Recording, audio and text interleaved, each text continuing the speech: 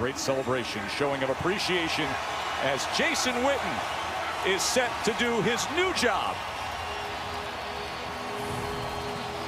That was moments ago, and now we are here high above the star, ready for some football in what is a critical swing game, as the Titans and Cowboys are 3-4.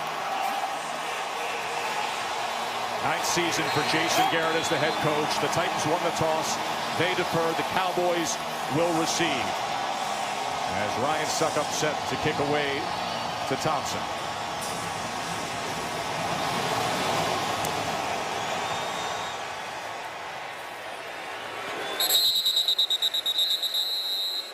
So here is Amari Cooper's Dallas debut. And he said to us the other day, hey, I don't want to prove the Raiders wrong. I want to prove the Cowboys right. Traded on October 22nd for a 2019 first-round pick. And that's his mindset. I look for him to be the starting X, the single receiver for Dak Prescott. And everybody's talking about stretching the field. They need those explosives, but look for him to get him involved early. Slants, hitches, allow him to do it with his run after catch. They need big-time playmaking from him.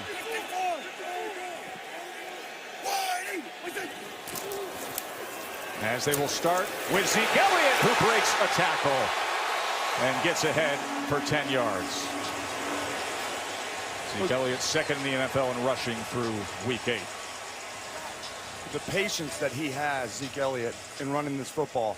Talk about the offensive line. That's been a strength of this football team. They haven't played as well.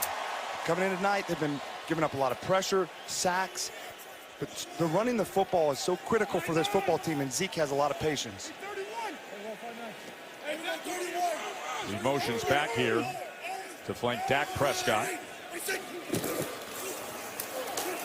And there's the slant as he gets it into the arms of Cooper. 11 yards, his first catch as a Cowboy. Well, this is what they're going to do. They want to get the run-pass option going, and then the slants. That's what we talked about. Watch him go in there. We talk about lateral quickness at the line of scrimmage. What teams have been doing against these Cowboys is they've been pressing them man-to-man up in their face, and they put the 8th guy down the box saying, you're not going to run it on us. And what's happened is Dak hasn't had a guy on the outside that can win. Good job. That's what they expect from Amari Cooper. There's the pitch to Elliott. Look at how patient he was. And then Byard coming up and making the tackle for a loss of 1. Well, Dak Prescott, 8 touchdowns, 4 interceptions. You know, we had a great visit with him yesterday. He said, listen, I know I'm better mentally and physically now than I was a year ago, than I was 2 years ago. Of course, a couple of years ago, that rookie season was sensational. Well, he realizes that he's got to be better. Not only is the offensive line not playing well, Dak hasn't played consistent enough. If he does that with Cooper, this Cowboy team could take off. 2nd and 11 as he gets it to Michael Gallup. Very good-looking rookie out of Colorado State. Speaking of rookies, up front for the Cowboys, it is the rookie Connor Williams at left guard. That has been a concern. He's played every snap at left guard for the Cowboys this season. And then the skill positions, and you add that name, Amari Cooper, and things just look different. By the way, Jeff Swaim, the typical starting tight end, is out injured tonight. So we see Jarwin, we'll see some of Gathers, and maybe even the rookie out of Stanford, Dalton Schultz. 3rd down and 1 as Elliott keeps his balance and finally is pushed out by Logan Ryan. And I know Dak Prescott checks into this. He went kill, kill. But take a look at Zach Martin, number 70, pulling around. He's the best guard, maybe the best offensive lineman in football. He gets the block. Zeke Elliott gets outside, and a special back with a special guard in front. That's a really good run play by the Cowboys. That's the formula for this Dallas Cowboys offense, though. Get in 13 personnel, secure the edge, and pull the best player on their football team, Zach Martin, on the perimeter, getting him in space, and Zeke Elliott's patience in those situations. A lot of backs in 3rd and 1, they don't have that patience. Prescott with time downfield and just beyond Cole Beasley as a flag is down. And that's one Dak would love to have back. I mean, Cole Beasley's got separation. Dak's got to put the touch and get that one in there. Prior to the pass, holding, defense. Number 26, the 5-yard penalty, automatic first down. And that's the point there with Dak Prescott. All right, there's a lot of talk, and you're going to see Mark Colombo. He's a new offensive line coach taking over. I played with Mark, guys. I mean, he brings a toughness. He's a hard worker. He learned from Hudson Houck, who's now in as a consultant for him. Really, he just wants to establish that identity. First down run by Zeke, and he is in a good groove early on here. They fire the offensive line coach after the bye week, and Colombo takes over. Yeah, and he's going from the booth to on the field. He's a young coach. The thing about Mark Colombo is he's not going to be outworked. And the thing about the Dallas Cowboys offensive line, I experienced it over my time in my career here in Dallas. They were the first ones in. They were the hardest working group. They set the tone for the football team. When I watch them on tape right now, that's not the case. And so Colombo brings it in here, hoping that he can get them back to playing that type of way. 2nd and 4, very nice surge into the backfield by Jayon Brown. You know, to your point, he brings a level of physicality. They felt like under Coach Alexander that the best offensive line in football in 2016 had gotten soft, had gotten timid. Now you bring Colombo. Now this offensive line with all the draft capital can come off the ball and be physical. 3rd down and 7 here. This Cowboys offense, only one opening drive touchdown in their last 18 games. And this is the money down for Dak. Tennessee is going to show him a lot of looks. He's got to identify where it's coming from. And Cole Beasley's his guy in these situations. Single high coverage, which is going to force the ball outside, but Beasley's the guy he likes. Of course, the new kid in town is at the bottom of your screen, Amari Cooper. He's going to him, but he throws beyond Cooper. He was covered by Malcolm Butler. And look, here's what this Dallas Cowboys offense has to do. Single high coverage, one-on-one press outside. You see Malcolm Butler, he just presses and then they bail. And there's no separation in those points. So you run the football, yeah, all that's good. You create a mindset, but on critical situations, you need touchdowns, not field goals. So go back, yeah, he had Cole Beasley and they got the holding penalty there. But Dak's got to be able to make those throws at critical times. And because what happens is it's really hard when it flips. Now you're settling for field goals. Maher, 38-yard attempt. And he was 8 for 8 inside of 40 prior to that. So they come up empty on that 8-play drive. For the Cowboys kicker was a perfect 10 of 10 on field goals at home this season, and then goes out there and misses the 38-yarder moments ago. So Marcus Mariota and the Titans offense. Mariota just celebrated his 25th birthday 6 days ago. As they will start with Dion Lewis as he goes ahead for 3 yards. Now Marcus hasn't played a full 16-game season in his career. Missed week 2 with the elbow injury. Been some ups and downs. Taylor Lewan, the starting left tackle, says, listen, we got full confidence in Marcus. He's our quarterback, and we're lucky to have him. He is a humble leader. He has always been that way. He's just got to play better, though, Joe. He's had opportunities. I know he has all the intangibles, but he has to rely on his strengths. They need to get him outside the pocket in the play-action game. Here he gets outside the pocket, just like you said. And then the short toss to the outside, and that is incomplete as Corey Davis couldn't stay in. So up front for Tennessee, they get Quentin Spain back at left guard. He missed week 7 against the Chargers in London with a shoulder injury. You just saw Corey Davis. Davis was the number 5 overall pick in the 2017 draft. He is a very gifted receiver. He was outstanding in week number 4 against the Eagles. Had 9 catches for 161 yards and a touchdown. Corey Davis has that playmaking ability, but as a top pick, he just needs a little bit more awareness in situations. Just saw him go out of bounds right there on the play action. He has all the ability. 3rd and 7, and it's incomplete as a flag comes in late. Sharp was looking for it. Coverage was from Jalen Smith. Pass interference, defense, number 54. Ball we placed in the spot of the foul. First down, Tennessee. You know, and Jalen Smith may get the penalty, but if you just look at it and look at his athletic ability, where this young man has come from, being injured at Notre Dame, fighting through all the drop foot and everything he went through with the Cowboys to being back on the field and playing in space with speed. He got a penalty there, but watch 54 tonight. An amazing story, Jalen Smith. But that's what the Tennessee offense wants to do there, Bo. They want to get their receivers on these linebackers because they feel like that's the matchup in the middle of the field. Here's Heisman winner to Heisman winner as Derrick Henry gets the catch. And boy, that was a high tackle by Smith coming up across the neck of Derrick Henry. Defensively, that speedy front for Dallas includes DeMarcus Lawrence, his 5th season out of Boise State. We'll talk more about Smith as the night goes on. The 2-time Pro Bowler Sean Lee lines up next to him. And Byron Jones, his 4th year out of UConn. He's been playing well.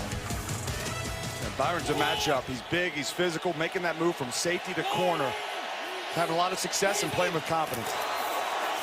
2nd and 8. Nowhere to go at all. As Lewis is tackled for a loss of 2. That was Smith with the tackle. Well, they're trying to run the ball in the inside, and they're just not blocking very well. When we talk about the runners and doing all that, they're trying to get the fly sweep, and then they lead in with their tight end, Smith, basically playing the fullback, but there's no lanes. Really, they're a zone scheme is what they want to do, but they're not allowing the first line of defense to get blocked. So everything's penetrating on this offensive line for the Titans. And on 3rd down, this Cowboy defense is going to get active. They're a small defense. They like to stunt and bring pressure off the edges. Play clock down to 1 on 3rd and 9 as Mariota's calling for it. Here comes pressure. It's batted away by Lawrence. Ball is loose as there's a fight for it still. It appears as if Sean Lee finally recovers it at the 15. What a play by D. Law. He's one of the most underrated defensive ends in the National Football League. We can talk about all the others, but watch him come off the ball and use his hands. The inside arm chops, the speed to turn the corner, and he doesn't have to get him down. The sack counts if you get the ball also. Just great awareness and great athletic ability by Lawrence. Yeah, and what Lawrence has done different to his game is he's going for the ball now. You see him there. He's using his speed. He had a nice rip, but he's so aware to not just getting sacks, to make game-changing plays, getting turnovers. He has an eye for the football. He's long, he's rangy, and he's powerful, playing at a high level right now. He has the 3rd most sacks in the NFL since the start of 2017, and now look at this field position off the turnover for Dallas. Look for maybe a little quick screen to Zeke Elliott on the outside in that empty set. Prescott, just a quick out this time to Elliott, and they're able to get it down in position at the 9-yard line. But for this Dallas offense to be successful, the margin's so tight because they want to run the football. They want to pound on you, wear on you. That's what Coach Garrett's identity is. It's been that way for a long time. But then there comes situational football, and that's where they haven't been good enough. And so when you have opportunities, you get turnovers, you have got to capitalize in those situations. See the Titans defense, #1 in the NFL in the red zone. See if they can lock down here. 2nd and 3. Elliott, patient, and then goes ahead for what is a 1st and goal now. I've seen Zeke Elliott do this a lot. It's just a little tight zone. But what he does so good in these situations, when he goes, he's going to run it. And when he gets in there, he has such a good opportunity. Right at this moment, he sees it, he's patient, and then he hits it in those situations. Le'Veon Bell, he gets a lot of talk about his patience in the running game on those tight zone type plays. Zeke Elliott probably doesn't get enough credit because he's so physical and explosive, but the patience that he has in the running game allows him to be in that category. 1st and goal.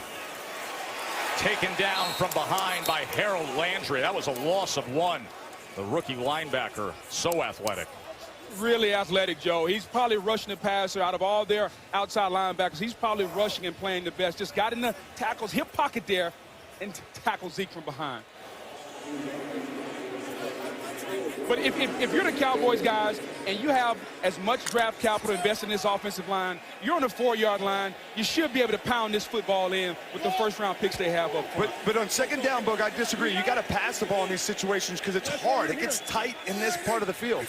And that's what they're going to do here on 2nd and goal. He looks back to Cooper. Can he get in? Diving for it. His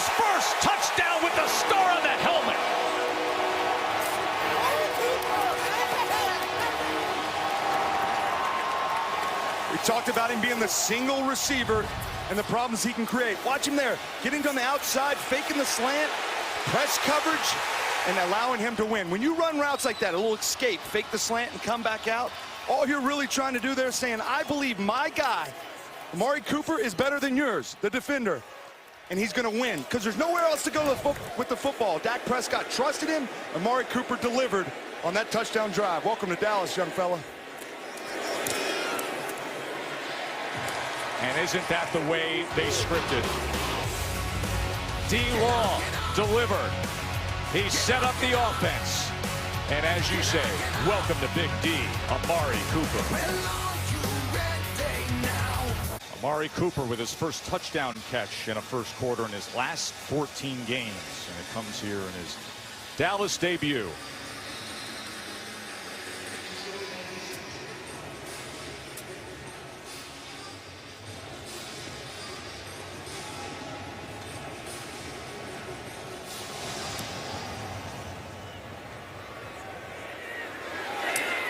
As Jennings will take a knee.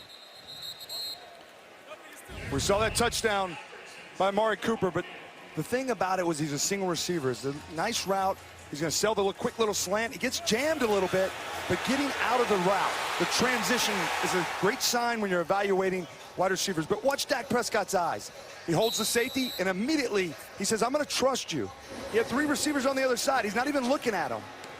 So that's a good sign early on that he believes in this guy.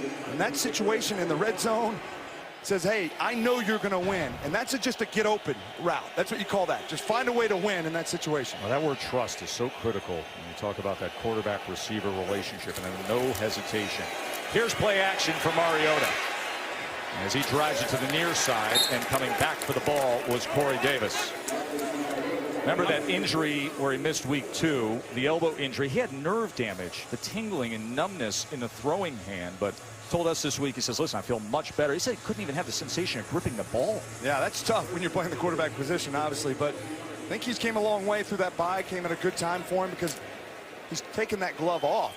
So it seems like he's getting a little bit more grip, and throws like that on the sideline, 17 yards down the field, that's a good sign.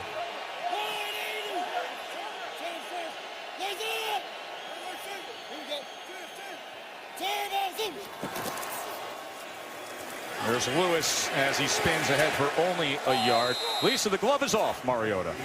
Yeah, Tess, well, he told us that when the injury first happened, everything just went numb, that the hit was right on a nerve. And since then, he had been dealing with tingling and numbness in the fingertips of his pinky and his index finger. Again, we're talking about his throwing hand. He was wearing a glove to help him grip the ball better. Said he felt better this week, finally got it back, so he took the glove off tonight. Fumble at the 40-yard line. And Jalen Smith comes up with it. Dion Lewis coughs it up, and Smith falls on it. It was actually, Tess, on the handoff between Mariota and Lewis. You see a little jet motion. Now Mariota's going to take it, and D. Lewis just didn't hold on to it. Just couldn't hold and grasp that football. Turning the ball over early is Tennessee. ESPN's Monday Night Football is brought to you by GMC. Live like a pro. AT&T Stadium, and beautiful artwork throughout this magnificent facility, the grand architecture. Of course, it's hosted so many major events. Super Bowl 45, Packers taking care of business against the Steelers. This is off the fumble recovery. They go with the screen, and here goes Zeke, speeding down the sideline, keeping his balance, and diving inside the 1. Let's see where they're going to mark him here, as Looney had a heck of a block to free him up. Hey, Scott Linehan, the offense coordinator for the Cowboys, he's heard a lot of talk about how poorly they've been playing. Really good play call there. Jordan Lewis, he's a backup nickel linebacker. I mean, coming in, he plays corner, comes in those situations, plays linebacker in the slot. He was faking the fly sweep there to get all the attention of, oh, you put him in the game to give him the ball? No, we're going to give him a fake and run the screen in behind it and allow Zeke Elliott to do it with his legs. Elliott was going for that pylon cam. Came up short. They're going to mark him out at the 4-yard line. It'll be 1st and goal. 37 yards there from Elliott, as they will use the timeout. Dallas takes his first timeout. This will Tough be a start for 30-second timeout. Mike Vrabel's team. Offense with -5 total yards, 2 turnovers, of course. Great players, a 3-time Super Bowl champ, and then turned to coaching. Made the move to Ohio State as an assistant, then went to the Texans, was with Bill O'Brien, most recently the defensive coordinator, and now his first season as the head coach. Yeah, he's got a tough challenge ahead of him. You know, this team made the playoffs last year and fired the head coach. He walks in here after his career, the way he played as an assistant coach. He's a motivator. He's a leader of men, and he creates that culture for them. I think he just right now, this young football team, it goes to the offensive side of the football. He has to get this quarterback, Marcus Mariota, to understand that if you want to be a franchise guy, you got to make those game-changing plays, score points in the red zone. First and goal. Here's the pitch. Elliott looking for a lane, not finding one at all. Correa made the tackle along with Woodyard. One thing on this Titans defense, they are really stingy in the red zone. And they lead the league on forcing teams to kick field goals in these situations. Only 33% on touchdown. That's a good formula. At this situation, as bad as your offense is played, if the defense can get a stop here and keep it as a 10-point game, you'd be really happy with that. And they do it up front with Casey, Daquan Jones, Jarrell Casey, Wesley Williams. They make it tough to run against, and on third down, they make your quarterback really confused. Here's second and goal now. As they go I formation, Olawale, the fullback, will go to the passing game off of it, lofting it, and that is intercepted by Byard. The guy who led the NFL in interceptions a year ago comes up huge for Mike Vrabel's defense. Well, they were sending Amari Cooper in motion, and they're really just putting him on that win route, essentially. In that situation, Dak Prescott was leaning on it a little too much, thinking that his guy could win. Give the Titans some credit. It's a big interception. Look what Kevin Byard did after the interception. He went and celebrated on the star. That doesn't go over well in this place. Remember, back in September of 2000, T.O., when he was with the 49ers, did just that. So now the Titans offense trying to make something of it, getting very little with Dion Lewis. Yeah, that's a little bit of a disrespect. You know, they're driving the ball down the field. Nice play by Byard, but I don't know that you want to do that. And hey, I'm all in favor of the touchdown celebrations. I think it's good for the game, but hey, look, he's in his 3rd year. Okay, do it for about 5 more years, and then, you know, get 7, 8 interceptions a year. Maybe you can do it at that point. But until then, I'd probably stay away from the star. Ball comes out again, and this time Smith has it. Was that even a catch? This is a live ball that Smith comes up with again. If that holds, what a disastrous start for the Tennessee offense. I'm not sure he had complete control of that. The ball seemed to be moving. He's trying to tuck it away. I don't know that Stocker ever had firm control there. Right. As Van Der Esch came in. But it just shows you the speed in which this Cowboys defense, you guys are talking about it. That's a rookie, Van Der Esch. They drop, they saw spots in the zone. Is under review. And then they drive on it immediately. But regardless in that situation, the Tennessee Titans offense has got to protect the football. No, they're going to take a review here. Ruling on the field is a completed pass and fumble. Let's see if that stands. Luke Lakeman, referee, who officiated Super Bowl 50, is taking a peek at this last play. After review of the play, the receiver never had full control of the ball and completed the process. By rule, it's an incomplete pass to bring up 3rd down. He's put 3 minutes and 3 seconds on the game clock. 3:03. I think it's important we look at this full speed. It's one thing to slow it down, but as this play's moving full speed, he never completely gained control of the ball. And to your point with Van Der Esch and his Cowboys defense, they play with relentless effort, running to the ball. That's what defensive coordinator Rob Marinelli and now Chris Richard, who called the plays, that's what they teach here in Dallas. I'm telling you, I went against those guys a lot in practice.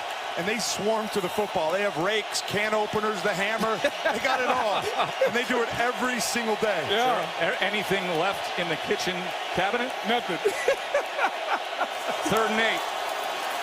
Mariota. As he goes into the hands of Taylor. Hey, that's a really good catch by Taylor. But I want to talk about Mariota there. He threw the guy open. To be able to get the ball out before the receiver's out of the break, that's a good sign for him because I haven't seen that consistently enough inside the pocket. These are those stages of development that you look for, throwing the receiver open, as you say. And especially on third down.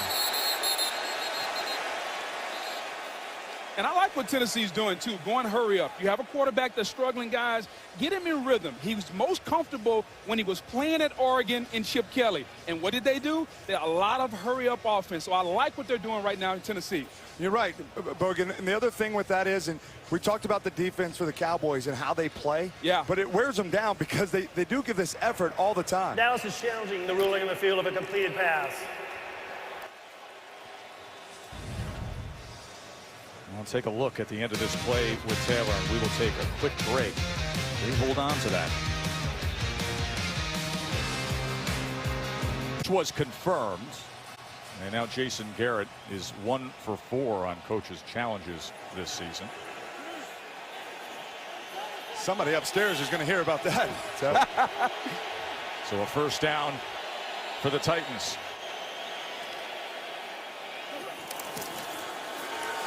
Mariota off the play action as he gets it to the outside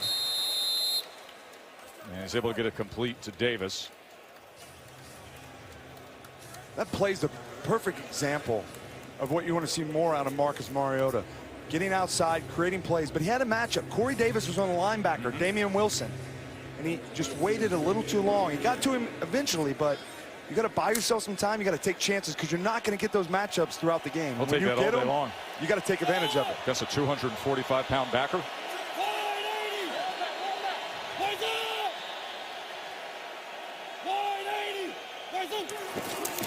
Second and 4, and they'll go with Lewis, and it's going to be 3rd and 4 after that. And you know, Marcus Mariota at Oregon, obviously the Heisman success with Chip Kelly and Mark Helfrich, everything was smooth, right? But that NFL, riding that wave, the different offensive systems you have to deal with staff changes. Ken Wisenhunt in 2015 for 7 games. Mike Mularkey for a few years. And then you deal with injuries coming your way. And now Matt LaFleur comes over as the first-time play caller, the new offensive coordinator. Of course, Mariota missing at least 1 game due to injury every season. There is Matt LaFleur. Spent valuable time in his career with Kyle Shanahan. And then last year with Sean McVay and the Rams. 3rd down and 4. And the whistle will come in here as the flag rains down. Prior to the snap, false start, offense, number 64, 5-yard penalty, replay 3rd down. How difficult is that for Mariota with what he's dealt with all the system changes? It's extreme challenge because not just figuring out and having confidence and being able to make those plays, but look, he played in a spread offense. So coming in the NFL, that was already a challenge in itself, being a running quarterback, knowing that you can't play that way in pro football. Now the verbiage and having to communicate. They're not holding up a sign on the sidelines with a picture of Jay-Z, and that means, you know, scout option. You know, now you got to call it, you got to communicate it, you got to identify it with your lineman. It's a huge challenge. Hey, Jay-Z was the least of it at Oregon back in those days. Here's 3rd and 9, and he gets it complete. So settling in now with Corey Davis for 17 yards is Mariota. And that's what he has to do. Sit back in the pocket, plant that back foot, step up, and deliver the football on time. That's what the real good quarterbacks do. They step up in the pocket, and they deliver the ball. Steve Young said it best. When he turned his feet off and stopped running is when he became a very good quarterback. Marcus Mariota has to do that. Titans offense hasn't scored a touchdown in their last 31 first-half drives. They're looking to change that on the go here as we come to the end of the first quarter. Cooper's debut, he's got the lone touchdown so far here on Monday Night Football. Tonight's aerial coverage is brought to you by Goodyear. They got the doors and the roof open here at AT&T Stadium tonight. Just the 15th time they've ever done that. The Cowboys have a 7-7 record with the doors and roof open. Start of the second quarter as they go with the motion this time. And Davis scoots out of bounds. Hey, look, here's the deal. I mean, the Cowboys had the miscues with the interception, the missed field goal. And now Tennessee has a chance in this ball game. They have got to capitalize in this situation. Shots down the field at some point, take advantage of it, because it doesn't matter how you got here. You're in the football game right now. And Tennessee's offense has to stretch the field and move it. Right now, it's all dink and dunk. They have to push the football and back the Cowboys up a little bit.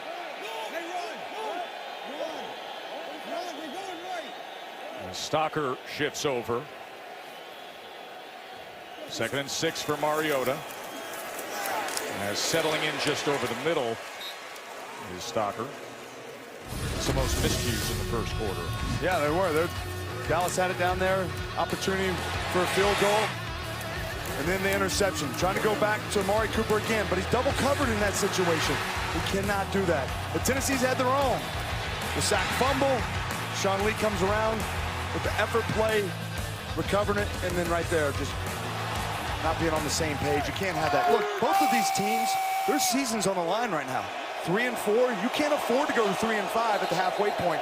They need to win this game, and they cannot have these type of miscues early in the game. A timeout used by Tennessee as they're facing a 3rd and 1. They've been facing nothing but 3rd and 9s, like Vrabel's squad. Well, you mentioned this being so critical with the 3-4 records, and you size up that AFC South, and there's Houston sitting there now at 6-3 and really in position to pull away if Tennessee can't come up with this road win. Yeah, I mean, you're in this situation where you have to win today, because you're looking at it and saying, no, there's no chance if you're Tennessee to have to come back, because you know one thing, Houston's defensive line is really strong, and they're always going to be in the games. Meanwhile, the NFC East is completely muddled as the Skins lost to Atlanta yesterday. Philly and Dallas are going to hook up next week. Wide open in that division. Washington's at the top of it, but they didn't play well yesterday. Big Derrick Henry in the backfield on 3rd and 1. And Mariota makes a great read to keep it and go ahead inside the 25 for 12 yards there. The zone read, that was the power of that play. Getting that opportunity to be able to do that. He's just reading the defensive ends and the safeties on the edge. That's who the two guys he's looking at when they run these situations. But the good thing about him is when he gets in space, he's athletic. This guy's averaging over 6 yards a carry. When the defensive line comes downhill, he can keep it. He's comfortable. That's what he does best in this situation. And I know he's comfortable, but you can't make a living in the National Football League with your quarterback taking those hits.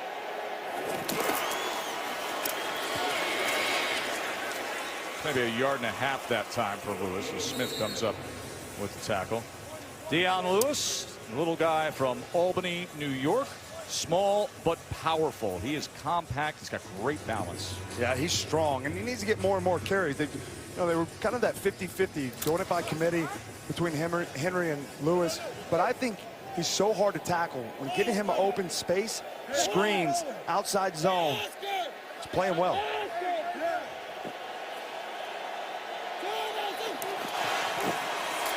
From the I formation, 2nd and 9. Here he goes. As they continue to march down. 12 more yards for the Titans. And that's what he does so well. I talk about the outside zone. You're going to see him, his patience, and then the burst once he gets to that first level. The thing that people don't realize about him is his lower body. He is strong in that situation. He sees it. And being smaller like that, it's tough to tackle when you're explosive. Really good block there by Taylor Lewan. And playing in this Rob Marinelli defense, they have smaller guys. One of the ways teams used to attack us guys is to run the football. Looks like Tennessee's trying that right now. 12th play of this drive.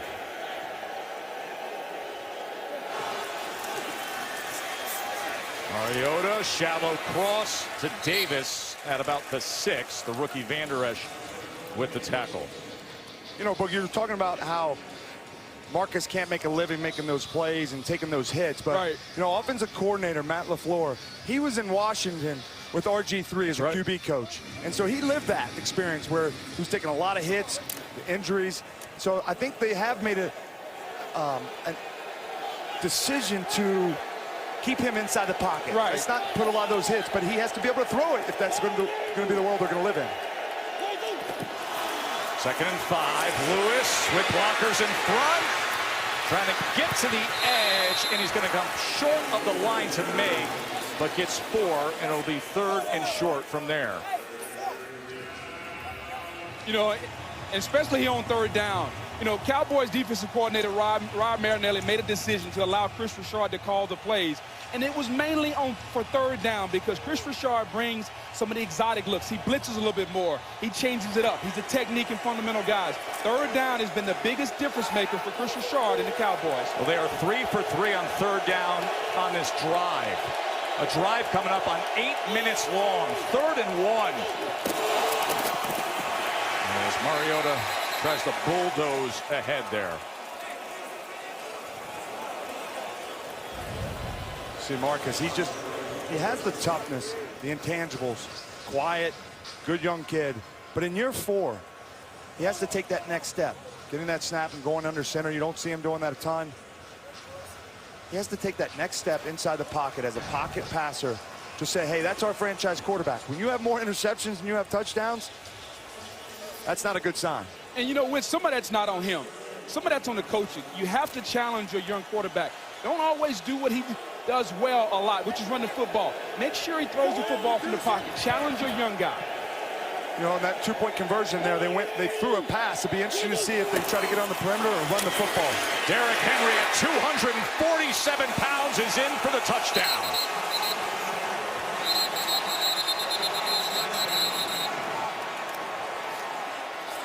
You think they've heard it enough, Tess, about that 2-point conversion, about after you got that penalty? Why didn't you run it in there? You got the biggest back in the backfield in Henry. Give it to him. They heard about it for 14, 15 days. They get down there.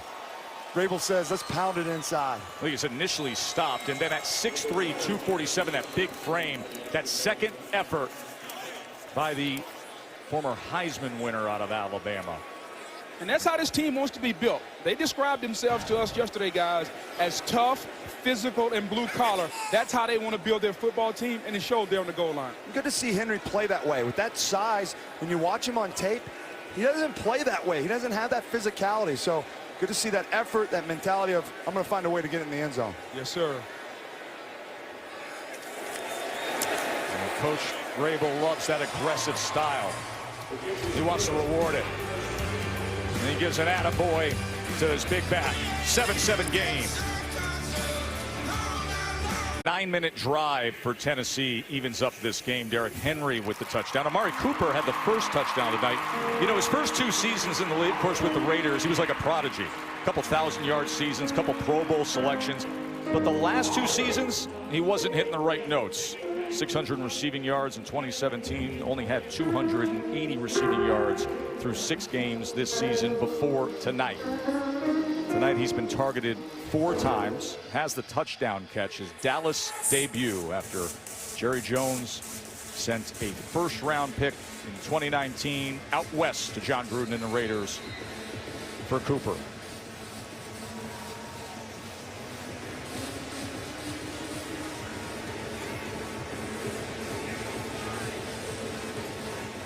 Titans offense, their first half touchdown since week 2 against the Texans.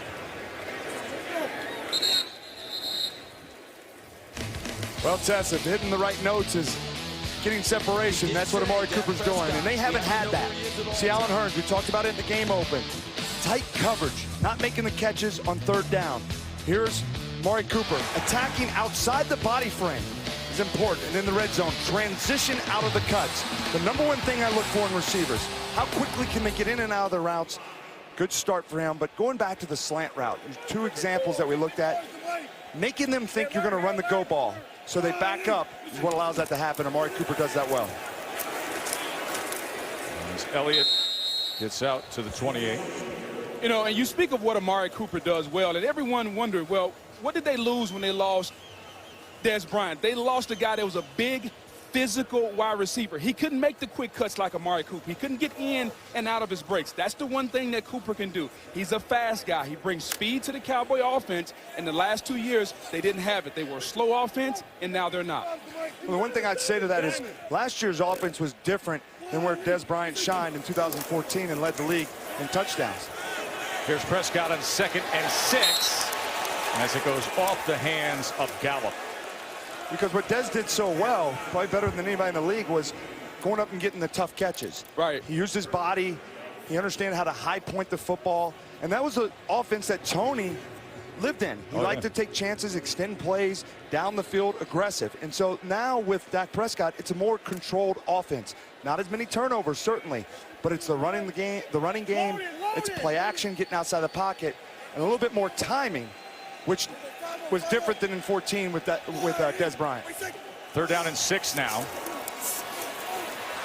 Prescott gets it complete for a 1st down to Cooper. Flag is down. We'll check on that. That's at the 35-yard line.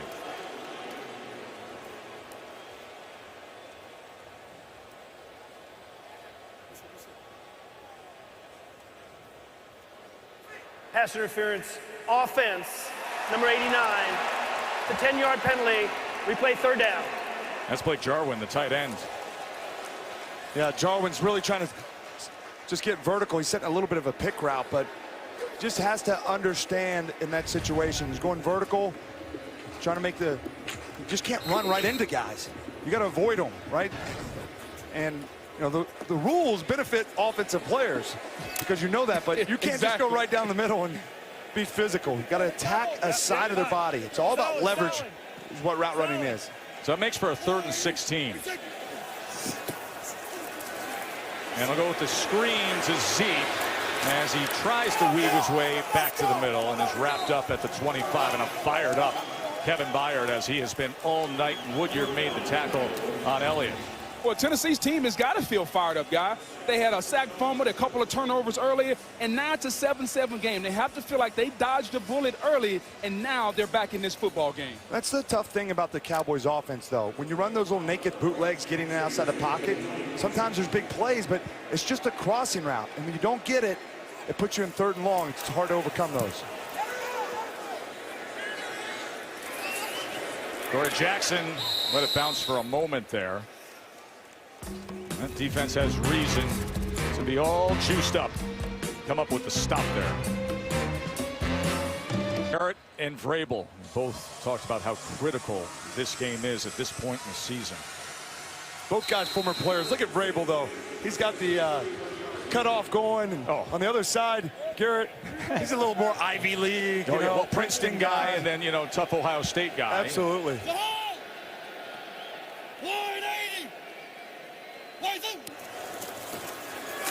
First down, play action, Mariota.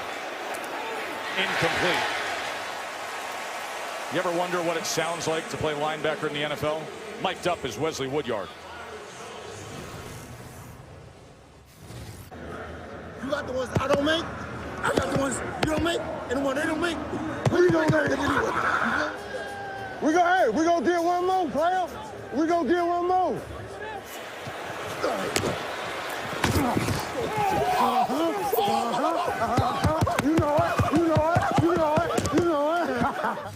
Jayon Brown with the ground and pound there of his teammate. He does know it. Defense playing much better. 2nd and 10. Here's Henry. He gets 3 yards. And when you look at Derrick Henry, he's a big back, 6'3" and 240, but he doesn't always run like it. They like to get him outside. I want to see Derrick Henry coming downhill, being physical. I don't want to see him being a tiptoe burglar. Come downhill and be physical like your offense needs you to be.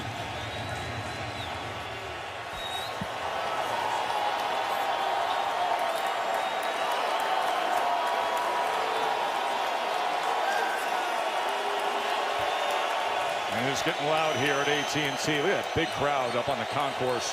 3rd and 7 for Mariota and the Titans.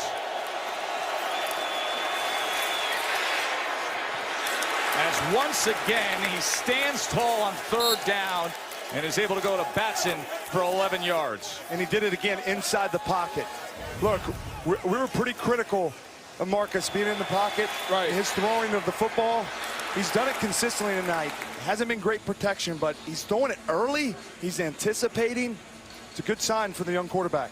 Well, that's the next step. For him to continue to mature, he has to take that step. People talk about Jameis Winston and his struggles. Marcus Mariota, the 1 and 2 picks in the draft, they both have struggled. Good to see Mariota tonight taking that next step in the pocket, being comfortable there.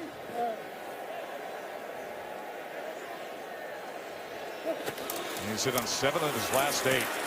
Henry trying to slither through as he gets to midfield. You know, it's interesting with Henry. He actually, what he does best, even though he's big back, is getting him outside the pocket. Toss sweeps, allow him to get that train moving. He needs and that. It's hard to stop. And I just want to see him when he's inside the zone there. Just pick his legs up, make a guy miss, because you can take 3-yard runs and turn them into 6, 7-yard runs with his size. But to your point, you watch him enough, and that locomotive's got to get going. He's that big lane. 2nd and 6. Lewis now as he darts back and crosses field, and yet the pursuit was there. That athleticism, the lateral movement of that front 7 on the Dallas Cowboys. Yeah, it showed up. You're not going to outrun them. They play sideline to sideline. Lewis, he's an X-factor type. Good call with the screen. He's got the space because the D-line came down. You'll always want to get down the perimeter outside the numbers when you run screens because everybody on the inside's coming to the party. You can't kick it back inside like that. Bad decision. The thing that's special, guys, is how that Cowboy defense run. They preach effort, they preach quickness, they preach tempo, and it was on display on that last play. But if Lewis would have stayed outside, his blocks were there, probably could have got that first down. Now they're in a 3rd and long. Pressure on Marcus. They're good on 3rd downs. And taken down hard. A timeout looked to have been called. Daniel Ross smothered Mariota. Yeah, it was a timeout call. Yeah, they gave them the timeout. It was so loud, nobody could hear it. Was it ever? Prior to the snap, Tennessee took its 2nd timeout. So they'll get a reboot. Mariota facing 3rd down when we return. So after the Tennessee timeout, facing a 3rd and 10. Well, on the first play of the drive, he had an opportunity with the play action. Really good call. His tight end, Jonnu Smith, faking on Xavier Woods, the safety. He gets by him. And Mariota just predetermined he was going with that football. You don't get chances like that. You got to see the field, and when they're there, you got to take advantage. They've converted their last 5 3rd downs. What do they come up with here? 3rd and 10 for Mariota. Downfield into traffic, and somehow Jennings comes up with it. Big play, Mariota. Well, that was Tampa 2 coverage in this defense, and Sean Lee's going to be inside, and he's got to take the half as these guys go back, and that's a matchup. Marcus saw it pre-snap. He saw his receiver. That's a matchup. Sean Lee's athletic, but it's hard for him to cover that much ground on a guy that's a lot faster than him. Good job, Marcus, learning from your experiences and taking advantage of it when it presents itself. 38 yards on 3rd and 10. And now back to Lewis, and Lewis has blockers in front, and into the end zone, Dion Lewis.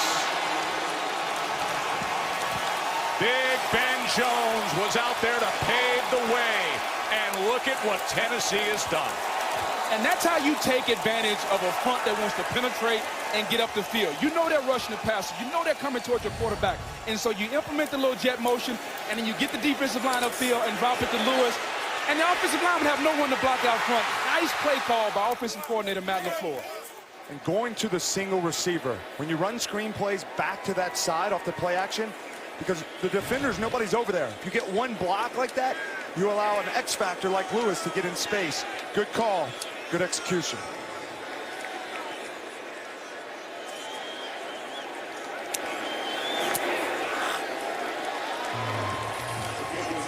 So the guy who was doing that for the Patriots in recent years, Dion Lewis, and then signed the 4-year contract, free agency with Tennessee.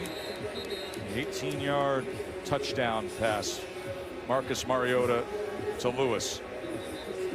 You know, Logan Ryan talked about he recruited him to Tennessee because he played against him in high school and knew him, and you know, he just said he has that football IQ that you want on your team. He's got great awareness. He's big in his lower body.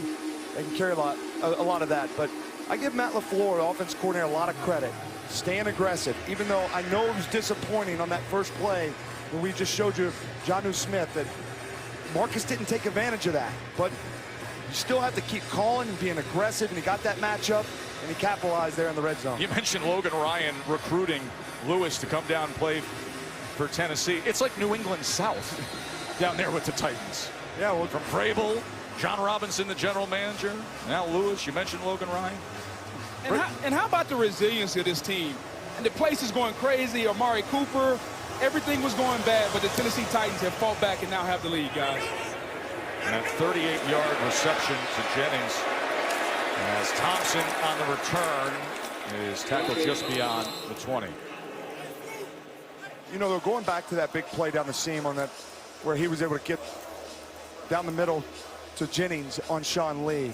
The thing about that is Dallas was bringing the linebackers inside. They're in the A gap at the line of scrimmage, and it creates a lot of difficulty on how you're going to block it. But Matt LaFleur's decision to say, okay, we're going to send somebody down the middle, and one of those guys has got to carry.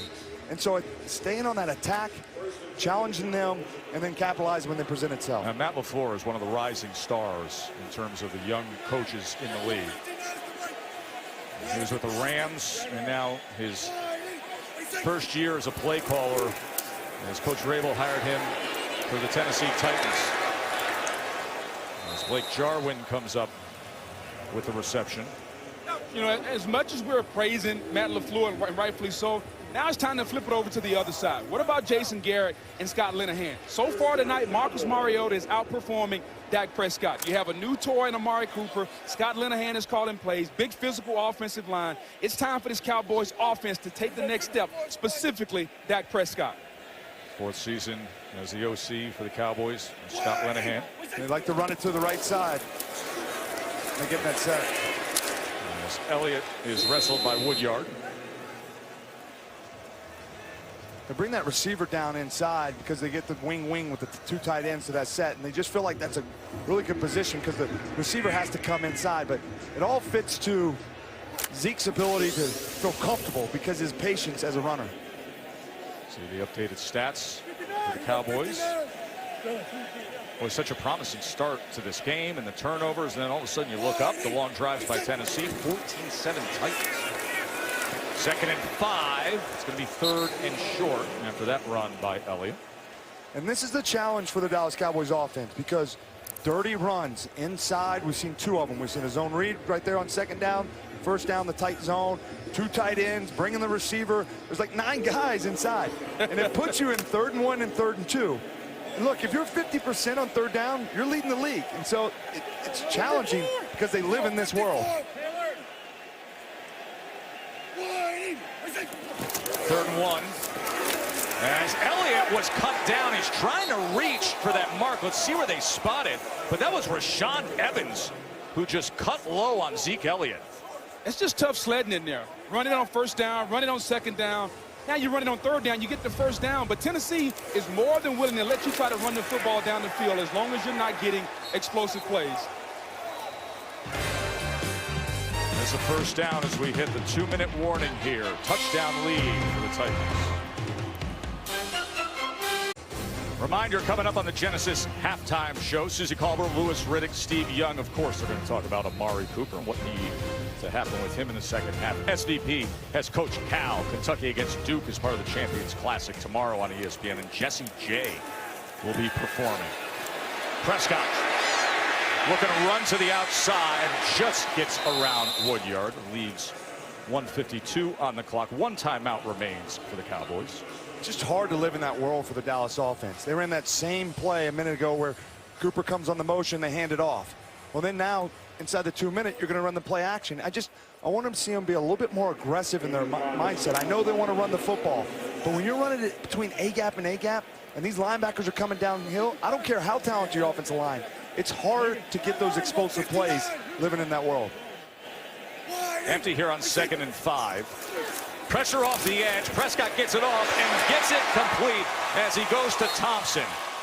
And that'll have him inside the 40. 15-yard catch there by Deontay Thompson. Good job by Dak Prescott. He had Rod Smith, his running back, in the flat. He was able to stare there so that the defender went outside and then come in behind to Thompson with the slant. Manipulating coverage with your eyes. Prescott with time, batted away and falls harmlessly incomplete. You know, Tennessee's dropping back, playing cover 2. There was no one open. Dak was going to check it down there to his back. He got it knocked down, but that was a good read. That's what you want to see. Good progressions, good reads by your young quarterback. You know, in this situation for Dallas's offense, one of the guys you look to see is Cole Beasley. We haven't said his name today. He's in the slot. He's Dak's favorite target most of the time, but I want to see Dallas stay aggressive. in this situation. Don't settle for a field goal. Try to get in the end zone, and you have to do that by stretching the field. Beasley's the target. 2nd and 10. They go underneath once again and have success. This time it's Cooper as he drives inside the 25, and the Dallas fans have already picked up on the coup. But watch again, that's just a little bit of a skinny glance, 2 steps deeper than a slant, but how he gets outside. He's threatened these guys so that they turn. He understands the art of route running, and separation is a quarterback's best friend. Dak loves that. Can he keep that rhythm now? Look at the time that he has. And then finally throws it away as coverage was solid downfield.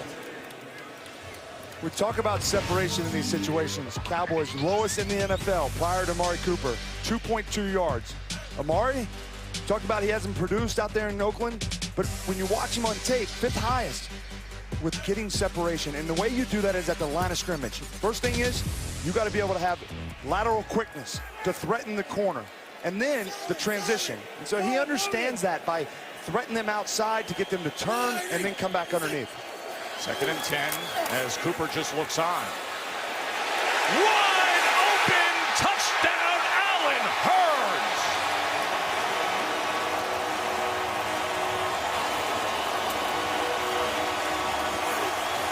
Good call by Scott Linehan and good execution. We talked about not settling for a field goal, answering the bell.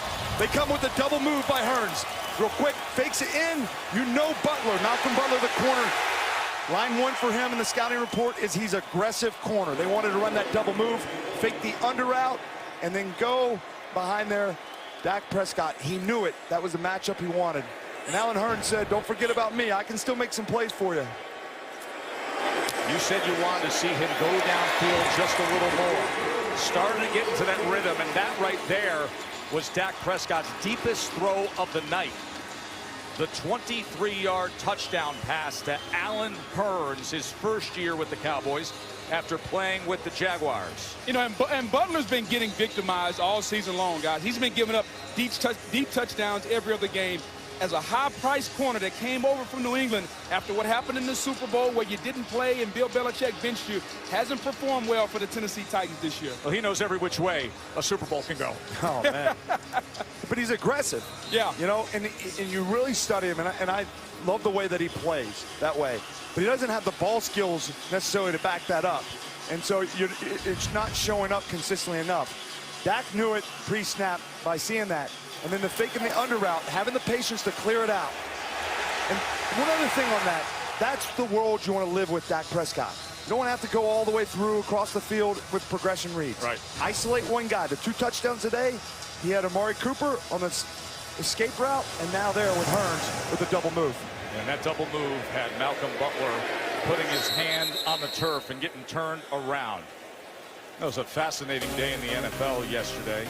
You know, among those division leaders, listen, I know we've got a youth movement of quarterbacks, but how about the old vets? You look at those division leaders there, and you see Brady and Roethlisberger and Alex Smith with Washington on top, and then Drew Brees. I mean, Brady and Brees are playing as well as we've seen them play. And then you got the next generation with Patrick Mahomes at 8-1 now with the Chiefs after what they did in Cleveland. Jared Goff suffers his first loss with the Rams this season. And there's Mitch Trubisky in Chicago leading the way in the NFC North. That's what you love about football right there. That's you see in those situations come out because it's like the young guys can energize you, and I experienced that here in Dallas, but at the same time, the old guys, the stability and playing their best football at 40 years old, you can't help but root for them. Pressure on Mariota as he is taken down. D-Law was the first to get there. Yeah, and this Cowboys defensive line, they've been after Marcus Mariota all night long. Lawrence coming around the corner, taking Conklin, pushing him back, making Mariota step up, and then the boys come to the party. Crawford coming inside. It's a relentless effort from the group. Inside, outside, that's how they teach it in Dallas. The Boise State combo to Marcus Lawrence and Tyrone Crawford. What a pushback by Lawrence. What an interesting first half. Bookend touchdowns of Cooper and Hurns for the Cowboys. That middle rally with the long drives for Tennessee. 14-14. Titans are going to get the ball to start the second half as we join Susie Colbert for the Genesis halftime show starting right now. These loyal fans never had the chance to say thank you. Moments ago, they just did. Here comes pressure. It's batted away by Lawrence. He's so aware to make game-changing plays. He looks back to Cooper, diving for it. His first touchdown with the star on the helmet. Welcome to Dallas, young fella. He went and celebrated on the star. That doesn't go over well in this place. Got ourselves a game at 14-14. Henry and Lewis, couple touchdowns for Tennessee. The Dallas debut of Cooper, and then the late touchdown toss by the guy you see there on the right. Dak Prescott found Hearns. Marcus Mariota did a nice job of managing some long drives, because with those turnovers early, this thing looked like it was going to go south for Tennessee. Let's look at the K. Jewelers' extraordinary moments. We focus in on the quarterback play. Yeah, it looked like it was going to go south, but they responded at the right time to make the plays. You see Mariota in this situation, that cover 2, 3rd down, getting Jennings matched up on Sean Lee. A lot of space. Speed kills in this league. He takes advantage of it, throwing it in tight corners. And then the response, coming back with the screen pass, the kick-out block, the cut block, and the finish block by Jones to get them back in the game. But Dak Prescott says, hey, don't forget about me. 2-minute drill, the double move on Butler, the aggressive corner, going to Allen Hearns. Gets him back in here. It's 14-14. Joe, we talked about on the outset how important this game was. Both teams 3-4. They're fighting. They haven't played perfect football. We got ourselves a good football game here in the second half. Yeah, not playing perfect football. The red zone struggles for the Cowboys. Left some points on the field. Had the missed field goal. Had the turnover. The biggest thing on the second half, though, you got to respond. Put that behind you. How you got here, those plays, now build on it. Marcus Mariota, he made a lot of those plays inside the pocket. That's what we're looking for. He anticipated. He threw his receivers open. Now he needs to respond that way. Get this Dallas defense running east and west.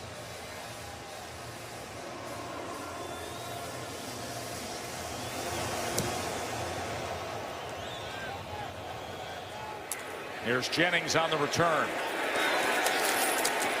Chopped down just beyond the 20.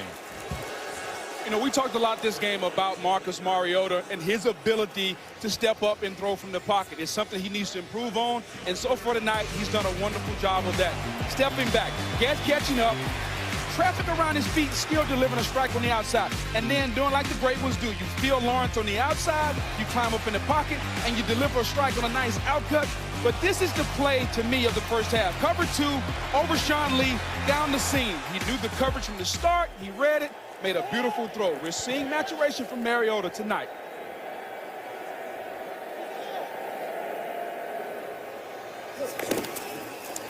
Play action. And try to get that quick seam there to Davis. Lisa. Hey, Tess, well, despite those early mistakes, Mike Vrabel said that he liked the way that his team battled in that first half. He did not like the way the defense gave up that touchdown at the end of the half, though. As for the Cowboys, Jason Garrett said, we've got to bear down defensively. He said, we've taken the ball away, but we're allowing them to convert on 3rd downs. We got to get off the field. Tess? Thanks, Lisa. 2nd down and 10 now, as Henry flanks Mariota.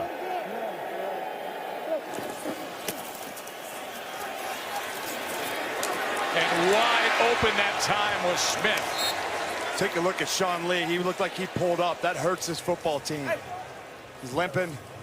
Well, he had the injured hamstring in week 2, aggravated it in week 3. He returned against the Skins after missing time. But that's the reason they drafted Van Der Esch, guys, is they understood Sean Lee was a guy who was a great player, but he couldn't stay on the field a lot. So now they move up, they get Leighton Van Der Esch in the first round, and now when Sean Lee goes out, you have a long, rangy, athletic linebacker to come in. This is the reason why Van Der Esch was drafted, because of situations like this. You can see him grab at it right away. That's never a good sign. No. But, you know, Van Der Esch, this is, you know, high regard. We're putting him, comparing him to him, but he reminds me a lot of Brian Urlacher. Now, he's got a long way to go, don't get me wrong, but just the length and speed and the knack for the football, plays the right way. Yeah, he goes 6'4", 255, and he is rangy. Mariota being pursued and throws it away. Well, Van Der Esch is a dynamic story out of Boise State, the rookie. He's from Riggins, Idaho. Population of 413.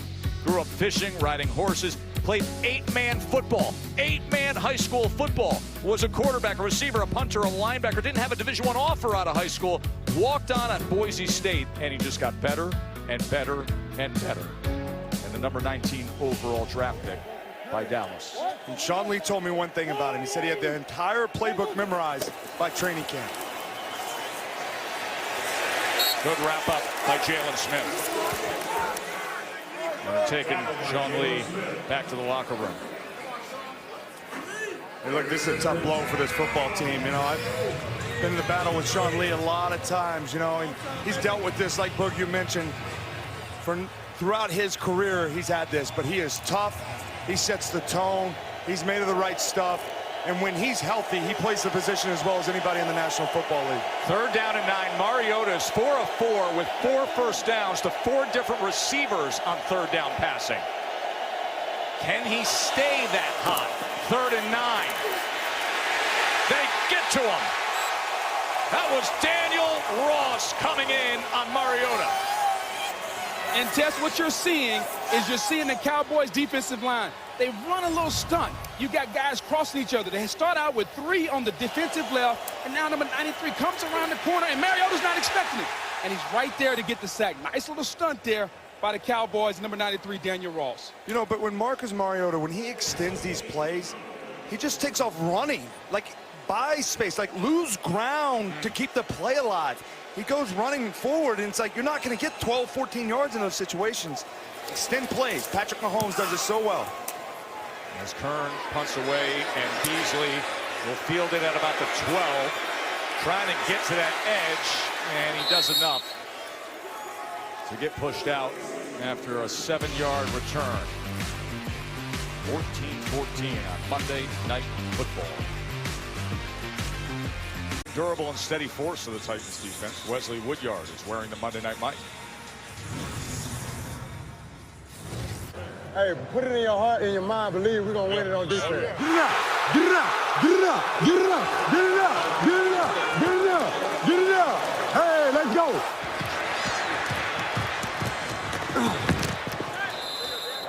Let's go, man.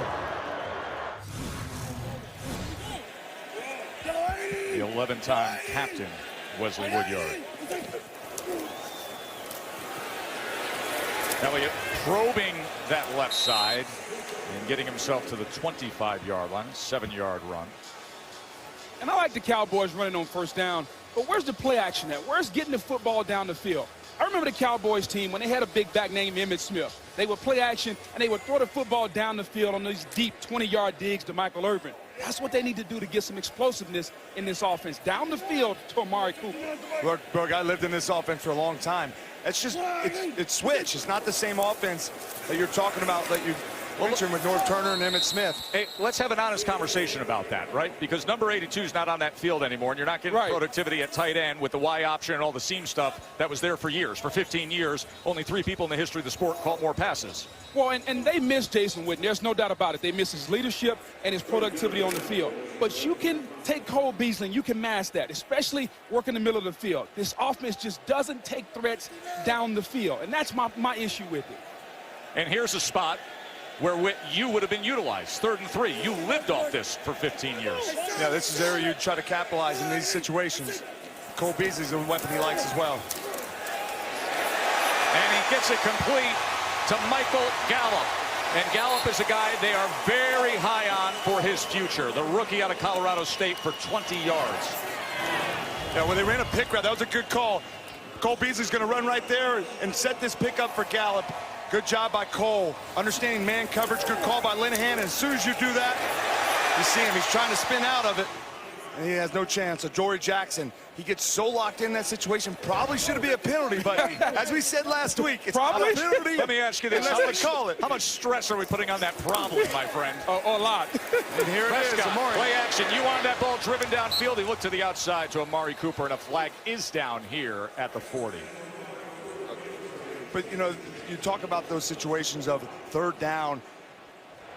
Holding. Offense. Number 52. 10-yard penalty. Replay 1st down.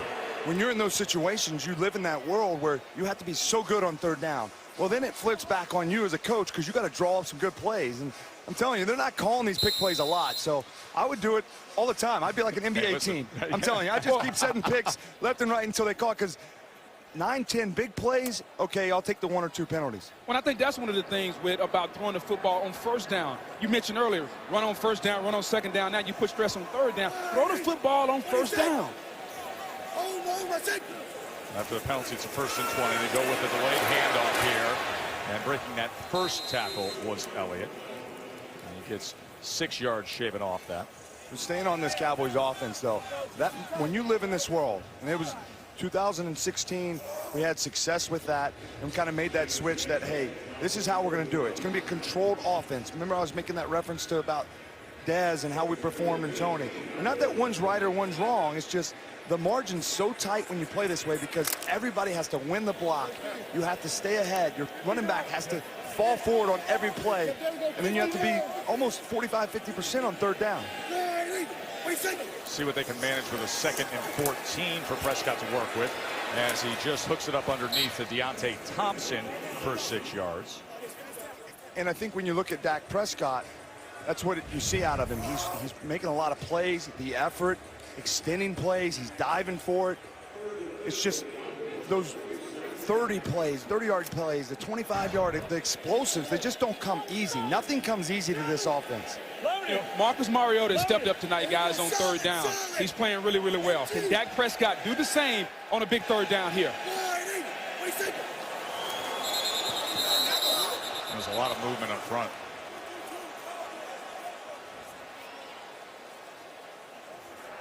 False start, offense, number 71. It's a 5-yard penalty, still third down. That's Collins, the big right tackle. He's been dealing with penalties this year. He's been flagged for holding 5 times this season. That is the 4th most in the NFL, the most in the NFC. And it's just the inconsistencies with the offensive line. They have a lot of draft capital up front, and a lot of their mistakes are coming from this offensive line. It can't happen when you have as much capital as they have in this unit. 3rd down and 13 now. Prescott stripped to the ball. Oh, the whistle came in as Brown was all over him fighting for the ball. Woodyard says it's mine. First sack for Tennessee tonight. And those guys came inside the pocket. Joe Looney, the backup center, has played well in Travis Frederick's absence. Oh, I don't know about that. I think that blew the whistle. That ball came out before. It came out before he's down. Ruling on the field is a fumble by the offensive team, recovered by the defense. First down, Tennessee. First down, Tennessee. That is the ruling on the field, no matter the whistle. Big moment for Jayon Brown. Woodyard and this Tennessee defense. They are set up in prime position when we return on Monday Night Football. 3-0 at home this year, 0-4 on the road. Tennessee comes in here with that matching 3-4 record. Big swing game for these teams. Jason Garrett knows how critical this is, considering how muddled the NFC East race is. They can get right back into things, put themselves in playoff contention. But right now, coming off the turnover, it is the Titans starting on the plus side. And Lewis bounces to the outside. Great job keeping his balance, but how about that turnover just moments ago? Yeah, well, Brown was really going to set a pick. You're going to see that's Casey right there. And Brown's going to come inside, set a pick so that Casey can come around. But what happens in that situation, Rod Smith's going for the cut block, and in doing so, he picks his center. But look at the effort of Brown. Falls on the ground, he gets cut by the running back, gets up, and an effort sack and getting the strip for the turnover.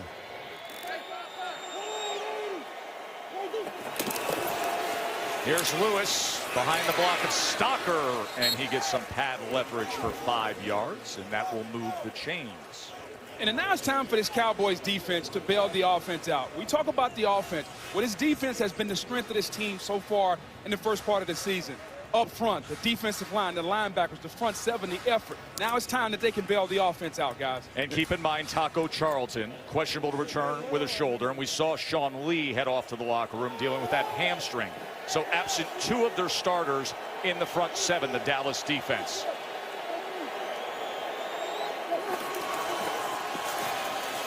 Lewis just muscles ahead for 3 yards that time, tackled by Van Der Esch.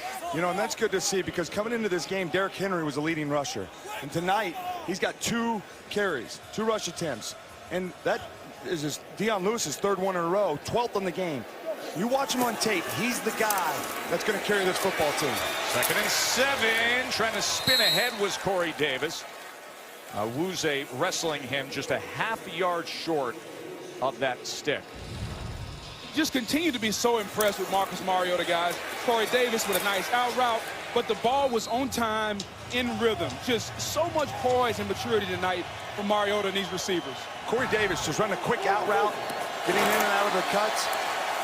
Speaking of quickly to the line and ahead with the quarterback sneak was Mariota.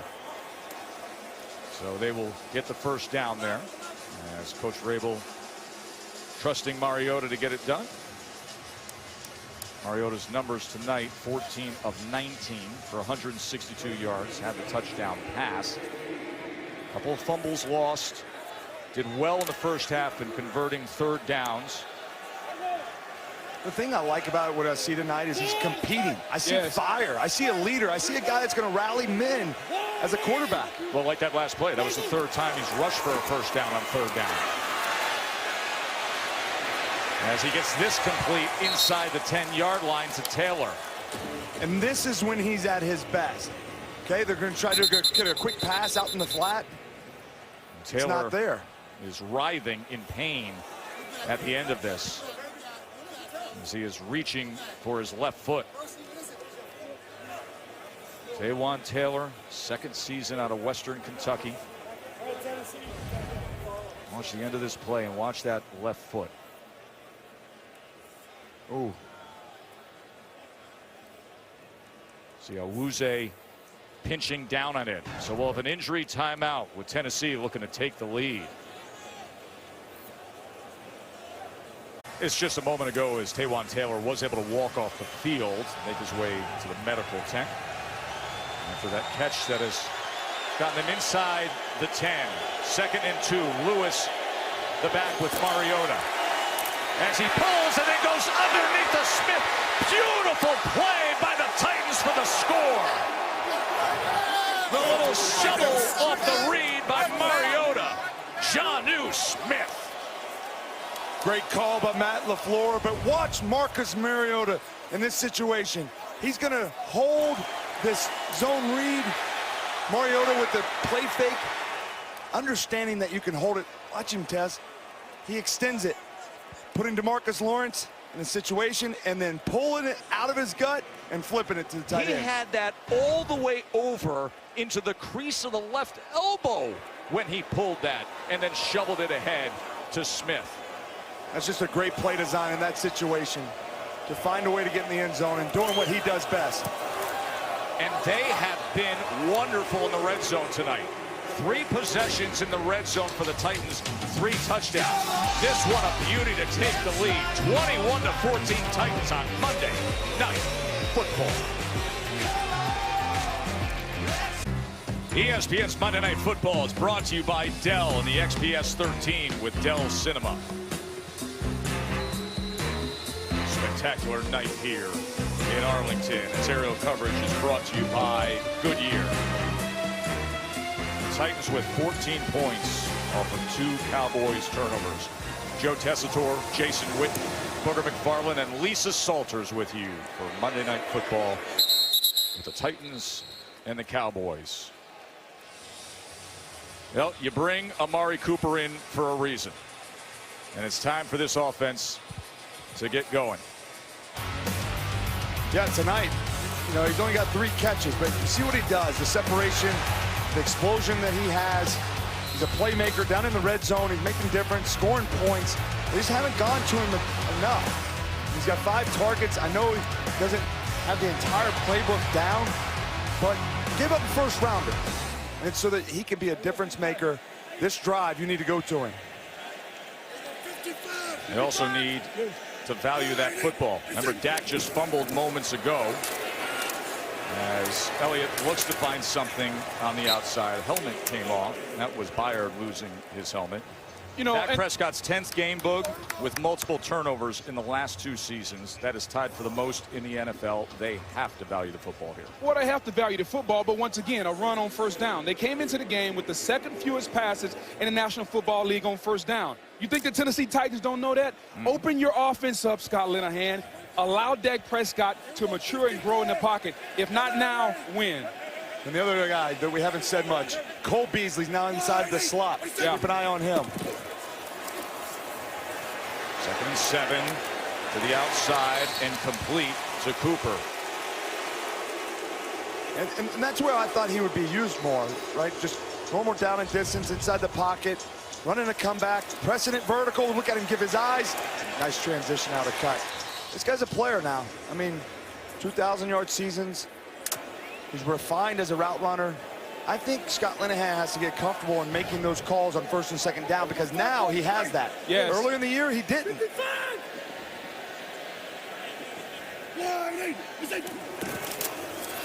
And here is another first down run, and there is nothing with it at all as Kilgo and Evans collided with Elliott. Well, it becomes predictable, guys. And to your point about the matchups on the outside, if you're Scott Linehan, you have to feel comfortable going against Malcolm Butler and Logan Ryan on the outside. Those are favorable matchups against Amari Cooper for this Cowboy offense. But when you put your quarterback in 2nd and long and 3rd and long, now this favors the defense. Zeke has 5 rushing attempts that have no gain or less tonight. Yeah, you saw the rookie Evans, linebacker. He shot in there. They time it up. They know it's a run, and they attack. Play action off the motion, and they get to Dak Prescott again. That was Austin Johnson who stayed with it. And he did a really, really good job against number 52, Connor Williams. And they spent a 2nd-round pick on this guy. And to me, he's out of position playing left guard. But that's no excuse. You have to be more physical and block better than that. Another example of a Cowboys offensive line with a lot of high picks in a crucial time underperforming. And that's the thing on those play actions. You know, we talk about play action to get the fake on the linebackers, but guess what? The left guard's in a one-on-one pass block for a long time. Yeah. And I like the drop back game. I like to see him run some more out of that. And it's a left guard who's a learning on the job rookie. So they go with the screen on 3rd and 16 to Rod Smith. And he'll be gobbled up by Byard and company. And Byard has been on fire all night long, just pumping up this defense time and again. And the Titans defense, guys, is playing downhill. They don't fear anything deep from the Cowboys offense. And what happens when you get in the mindset that a team is not going to attack you deep, now you play aggressive and they're playing in the backfield. Scott Linehan has to change that mindset on the next series.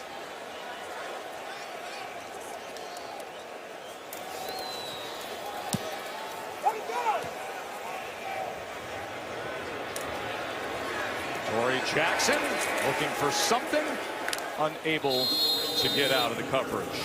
10-yard return there.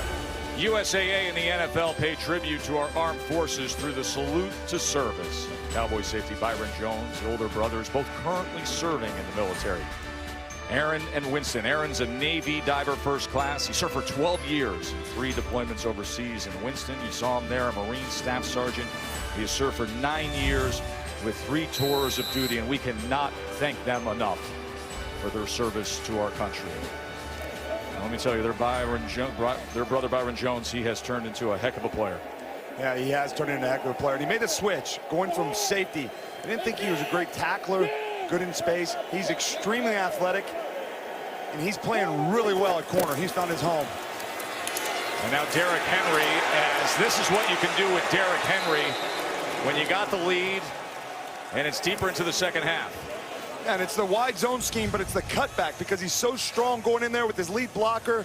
And when he does that, there's lanes back inside for him to hit it inside. He's got his tight end Stalker with a good block on Van Der Esch. He's shifty for a big guy. That's what he does best, is outside the tackles. And Chris Richard, who's now the defensive play caller.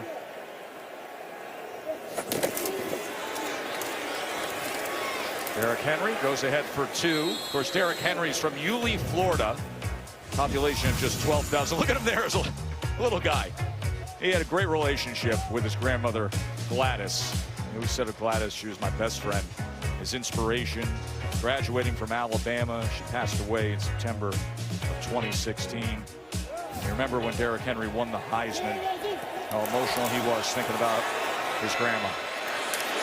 Good play on 2nd and 8 by Anthony Brown. He stayed at home and realized on that play action that they're going to try to get Mariota outside the pocket on the 4 zone. Man-to-man coverage, he had a long way to go. Give Chris Richard a lot of credit. What he's doing with this back in Dallas. You know, Tajay Sharp, who was tackled there, he's been Mr. First Down. That was the first time this season that a sharp reception didn't result in a first down. Now a 3rd and 8 as AT&T Stadium roars. They got Corey Davis as the number 3 spot inside. He's usually on the outside. And they're going to have to use a timeout. Yeah, Marcus Mariota thought he saw the blitz. He's telling the line, alert, alert. We're going to change the play. So, little cat and mouse game going on between young Mariota and the defense. Want to remind you that SportsCenter with SVP comes up after Monday Night Football. All the post-game coverage of this game. Coach Cal is going to join SVP on the show. We got great college basketball coming your way tomorrow night. And the bad beats from the weekend. SportsCenter with SVP on ESPN after we wrap things up here in Arlington. Of course, this weekend included some showdowns in the NFL, like what we saw with the Saints and the Rams and the statement made by Drew Brees and that Saints offense. Mariota's been good on 3rd down, 7 and 9, but on these 3rd and longs, knowing that the Cowboys pass rush is coming after him, you don't have to get past there. Throw it underneath and allow him to do it with their legs. They go with the receiver screen, and muscling ahead that time was Batson. That's exactly it. Oftentimes you think you got to get past the distance. And you got to get 10, 12-yard routes. They don't have time for that. So you come for the quick screen to Batson, get him out in space. Those linemen are running downfield. You take a 3rd and 8. You capitalize with a 1st down. He gets 9 yards on that 3rd and 8 as we come to the end of 3. Critical game for both teams. Titans headed to the 4th with a touchdown lead. Texas brisket. Doesn't that look good? Well, let me tell you something. When Chef Tim Love's got the garlic stuffed 14-ounce filet and Michelle Witten's hosting, I'll take that any day of the week too now. As we start the 4th quarter here. Play action. Mariota is going to take a shot downfield. And it's beyond Batson. Batson, who has come up big a few times in this 2nd half, just had the 3rd down conversion, was covered by Jones. But I really like the call by Matt LaFleur. You're in control of this game right now, even though it's tight in this situation. You're only up 7. Trying to capitalize, making the fly sweep, handoff, and taking a shot. Good awareness. Start the 4th quarter off. The ability to run the ball and control the line of scrimmage affords them the opportunity to be aggressive in the passing game. Saw Matt LaFleur, one of the great young offensive minds in the league, and here goes Lewis. Somehow at 5'8", 195, always able to slither his way through. Yeah, and slither is exactly what he does. Inside, between the tackles, he goes in there off the zone read. They're going to give it to him right in here, allowing these blocks to come through, and he has good feel in these situations. Seeing it. They get their hands on him, but that ain't going to bring him down. And going back to it, you can be aggressive on 1st down, because now you're in 2nd and 10. If you can get 1st downs on 2nd down, it helps that coordinator, it helps the quarterback, because you stay in control and you eat the clock. No Sean Lee. Cowboys are in trouble right now without him inside. And against 2 tight ends, as Lewis goes ahead. Sean Lee, we saw him grab that hamstring, walk off the field. The veteran linebacker provides so much leadership. As Rod Marinelli looks on, longtime defensive coordinator, has been turning the defensive play calling over to Chris Richard, who had all that success in Seattle previous. There is Chris. And Jalen Smith and Van Der Esch are inside. Second down, Mariota, as he will tuck and then takes a hit after 3 yards, and a penalty comes in as Van Der Esch came down on Mariota.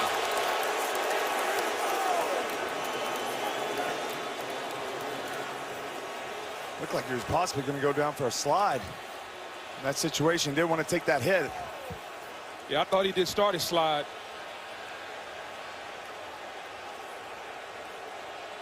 You be the judge here. Yeah, he's trying to go down there. Personal foul. Defense, number 55. And hit to the head of the quarterback. 15-yard penalty from the end of the run. First down, Tennessee. So tack 15 onto it. What a terrible call in that situation. That did not look like it. From my viewpoint, seeing that, it just seems like these things are coming up.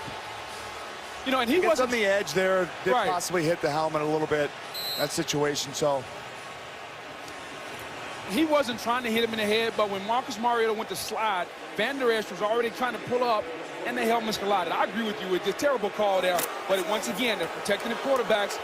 Defensive players have to adjust to the new age referee. And look at the rookie's reaction. He says, let's roar here. Let's get the stop here after that. Mariota, as he checks down to Lewis. And Lewis kept his balance for a good gain. You know, just seeing that play, and I get it, there actually was helmet contact in that situation, but can't help but think about our conversation with Tom Brady last week. Oh, yeah. He goes, and I'm a quarterback. I know. But that example is so clear to me because Mariota's really trying to go down. He's trying to, it's like a backward slide, if you will. So he's like, when you're trying to go down, and these guys are in that situation, they're still getting it called, that becomes a little bit challenging situation. 2nd and 1. Lewis remains the back here. As he motions Batson. And Lewis still driving ahead there. As that mark looks to be right on the 10-yard line. And some questions about the inconsistencies of Mariota. He's 19 of 25 tonight. Has 2 touchdown passes, 195 yards. Did an excellent job on that touchdown that put him up when he pulled it and shoveled it ahead to Jonnu Smith, and now has them in position to further this lead. A 1st and goal, 11th play of this drive coming up. Well managed, long sustained drives for Tennessee tonight.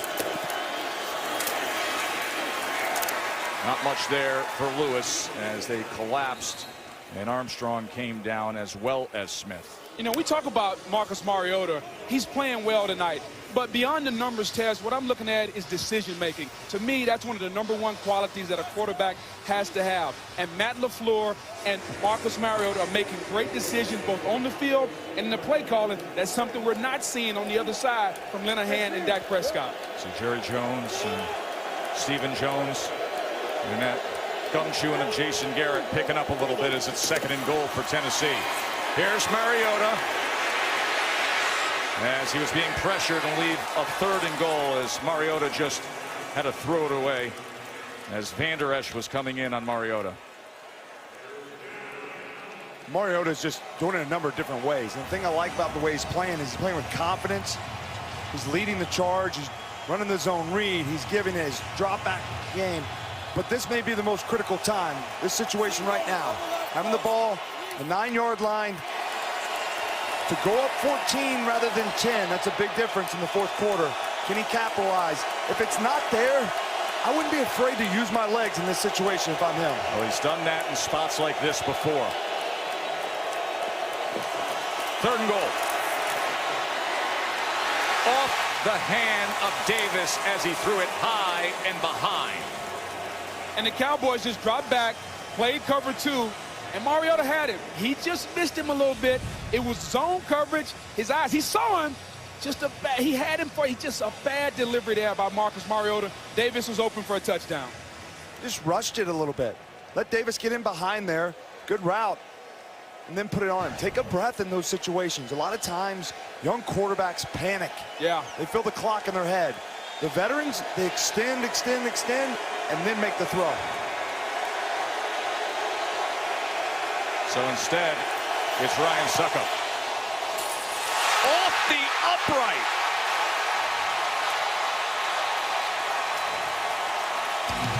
That's how they get the stop. They'll take it any way they could get it. Ryan Suckup. Poor rotation. And Suckup had hit his last 55 field goals inside of 40. And then he does this. And watch him come out of it early. And what we call in the business hitting an X-ball. Misses a 28-yarder. And that ties with two others for the shortest missed field goal in the NFL this year. And that's the moment it happens. So it stays a 7-point game. Just came out of it too early. Prescott able to extend the play and then just work his way back to the sideline as he was pressured by Arakpo. Yeah, Arakpo did a good job. Understand that Prescott had some room to use his legs, and he's not afraid to do it. Keeping him inside the pocket, yeah, that's what you want to do, but when he extends, you got to travel with him, and now you put him behind the chains. I like that the Cowboys got an empty set there, but Cole Beasley, he has to get involved. We saw him make some critical plays down the stretch against Washington.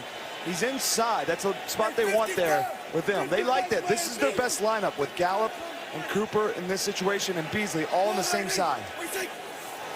Beasley hasn't gotten any work tonight as he has to go to Elliott.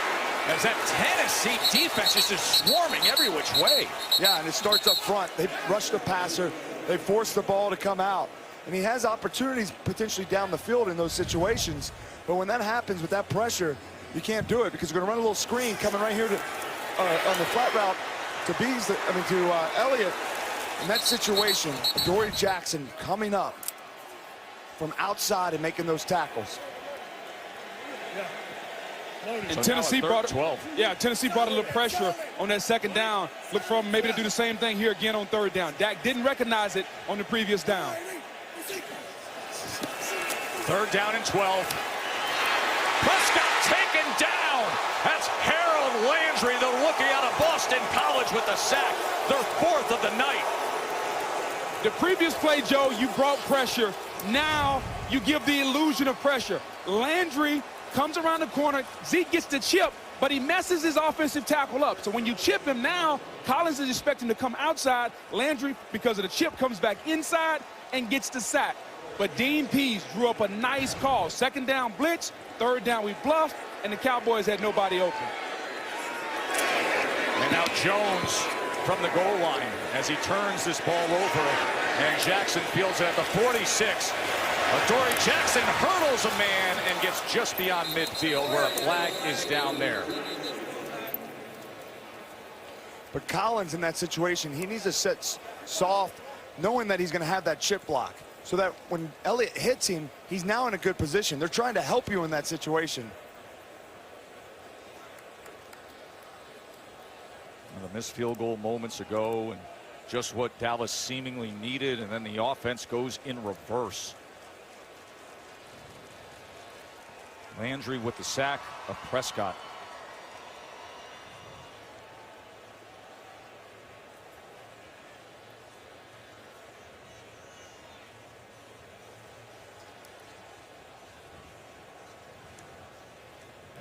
There are 2 fouls against the receiving team on the play. During the kick, holding number 44.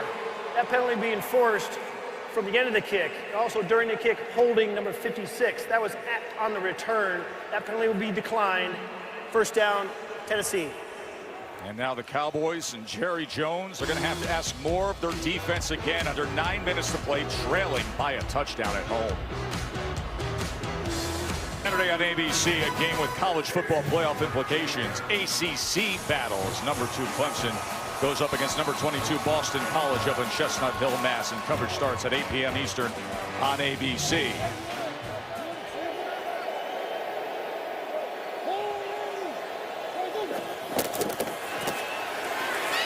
Here's Lewis trying to reverse course and then zigzags for a loss of 4. They stayed with it the whole way, that front of Dallas. Well, they stopped the run on first down. Now you put this Tennessee offense, which is a run-based offense, in the second and long. And now your front four and your blitz packages where Rob Marinelli and Chris Richard can get after young Marcus Mariota.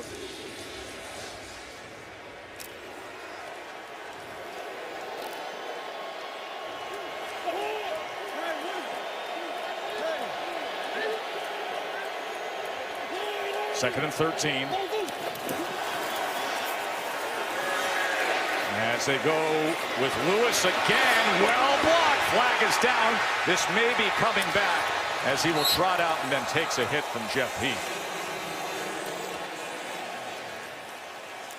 37 yards as it stands.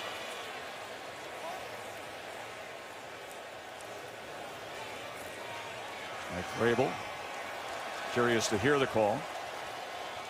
I think it may be on the Cowboys, but really good call by Matt LaFleur in that situation. The X factor. Talked about it being Lewis. Use of hands to the face. Defense, number 31. Penalties declined. Result of the play is a first down. Last thing that Jason Garrett and the Cowboys wanted to see right there. As Tennessee is on the go again. Well, they faked that 5 sweep, and then the run. It looks like it's going to be a deep play action. So you see Brown, number 30 there, drop into coverage. And as soon as they drop into coverage, it allows those linemen to get out in space and create lanes for the dynamic Lewis. Ball at the 30 now as the clock counts down towards 7.5 to play in Tennessee with a 7-point lead on the road. Mariota needs to stay aggressive in this situation. Pumps, looks downfield, nothing was there, and then taken down. It was well covered by the defensive backfield of the Cowboys, and Reed and Armstrong get to Mariota. Well, we talked about staying aggressive, and that's exactly what they did in that situation. They were faking a little quick screen, and then they're going to try to sneak it in behind there like those guys were blocking. He had his tight end, Luke Stocker, just not enough time in that situation. Been very impressed with Matt LaFleur tonight. His game plan, the execution, he's staying aggressive. Exactly what young Marcus Mariota needs.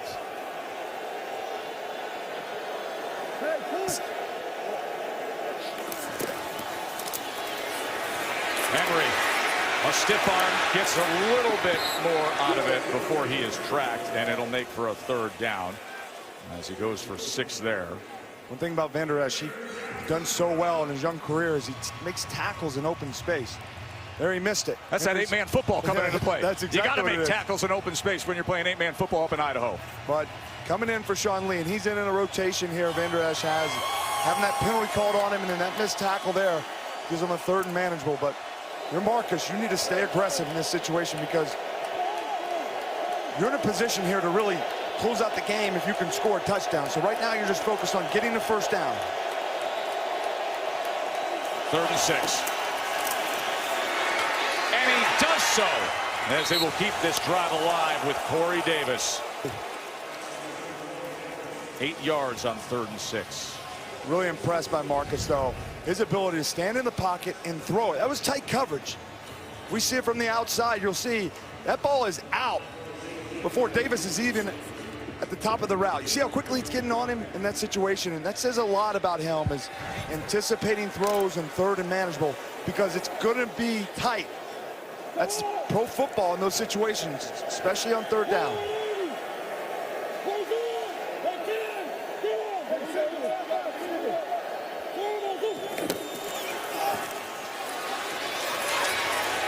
Lewis just trying to work his way back to the line against Jalen Smith.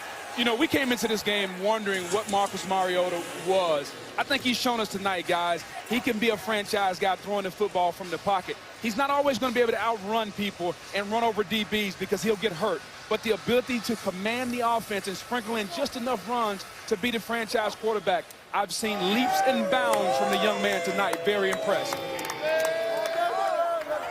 And the last time they were in the red zone, he missed Corey Davis in the back of the end zone on 3rd down. Then they missed the field goal. He needs to be good at this point in the field. Smart, decisive decisions. Play action. Mariota trying to get to the corner as he meets up with Van Der Esch there.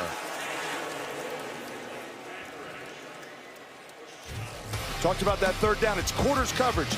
Smith is inside receiver. He's going to eat up safety Jeff Heath. That's going to create a one-on-one matchup on the outside for Davis and Byron Jones. Davis felt it. He's open. Mariota just forced that ball. Threw it too soon before Davis was out of the cut. Wasn't accurate with it. Thinking still, okay, I can kick this field goal. This point in this situation, third down, if you're going to put it in his hands, he needs to be accurate. They're 9 of 12 on third downs tonight. If I'm the Titans, I give it to Lewis. They've been running the football well. And they're going to use a timeout. 4:44 remains. They've been able to milk a little bit here with this 7-play drive. And keep in mind what this means for these teams as you look at the AFC South. And a Houston team has been playing good ball. They stand there at 6 wins, so critical that Tennessee keeps pace.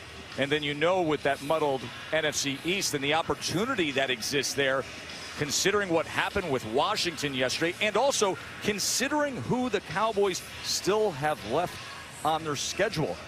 They got Philadelphia, they got Washington, Philadelphia again. They got a tough stretch, obviously, with Atlanta and New Orleans in the mix as well. But it's sitting there, that NFC East. It's wide open, Joe. Sitting there. And usually you sit there and say at 3 and 4 that division's wide open. You like your chances, but you have got to take advantage of it in these situations. Find a way to win. You need to stop right here on 3rd and 1. Here it is, 3rd and 1. Mariota. He's just going to go ahead and go right in himself.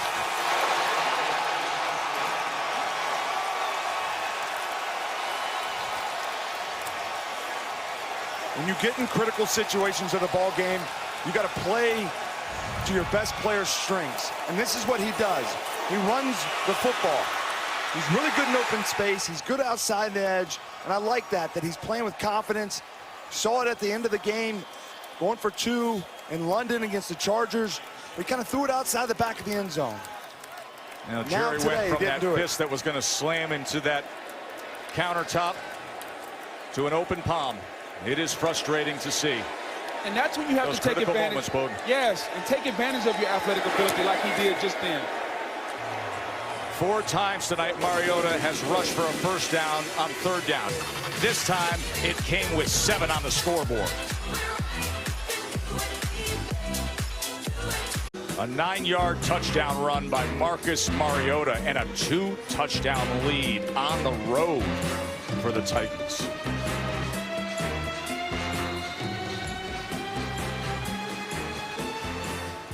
Consider what this Dallas defense has been.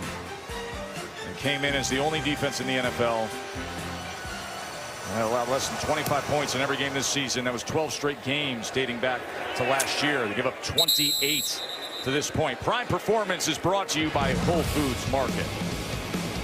Yeah, it's Marcus Mariota stepping up in the pocket. A couple weeks ago, he took 11 sacks. Not all on his offensive line. He's learned from it, stepped up, and then the big play, zone read. Feels so comfortable in that situation. He pulls it, pitches it to Smith, and then critical times. Trust in his legs. Guys aren't getting open. Don't just throw it up. Do what you do best. And put the team on your back to go up 2 scores in the 4th quarter. Now Prescott will finally connect with Cole Beasley. And I think for Dak Prescott, this is an important time. It's 4 minutes and change left. You got 3 timeouts and a 2-minute warning. Let's get this team down the field and score some points. 2nd and 4 as he goes underneath of Beasley again. You know, so here we are, 4.5 minutes to play, coming down to 4 minutes, and finally Beasley gets involved. He had been targeted at least once in his last 63 games, and 0 targets before those moments. Yeah, it's certainly an important time, Bo, but you know, you got to find ways to stay aggressive, and they'll do it in this situation. They'll be aggressive going no huddle.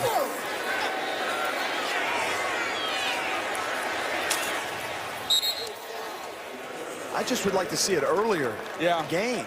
Yeah. You know, and they had it. They came out the gates running with Zeke, manufacturing ways to get him in space, look good, and then they stall out in these situations, and next thing you know, you're down 2 scores. It's just, I go back to that margin is so small when you live in that world. It puts a lot of pressure on the quarterback to make plays, and now you get in this 2-minute offense where you have to go down and score quickly because you're down 14. Solid.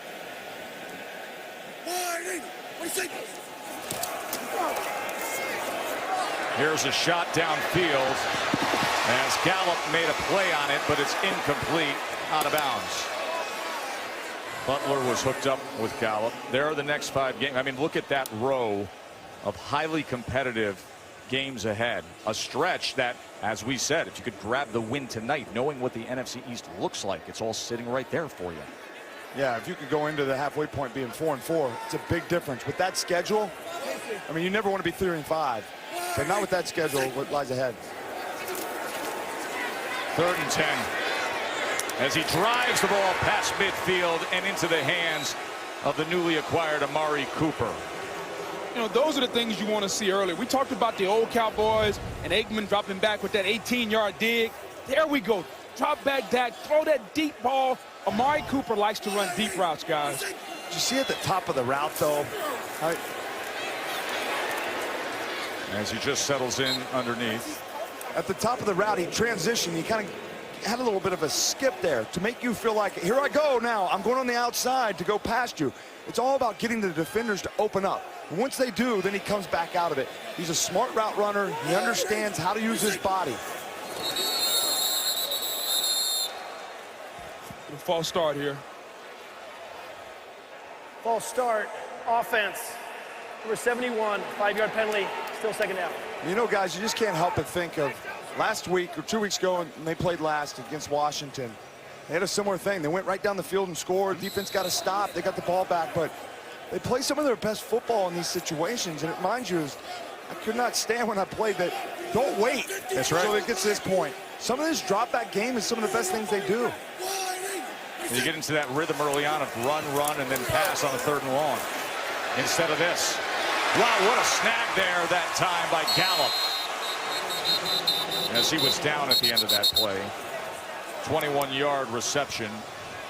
There's a lot to like when you see Michael Gallup.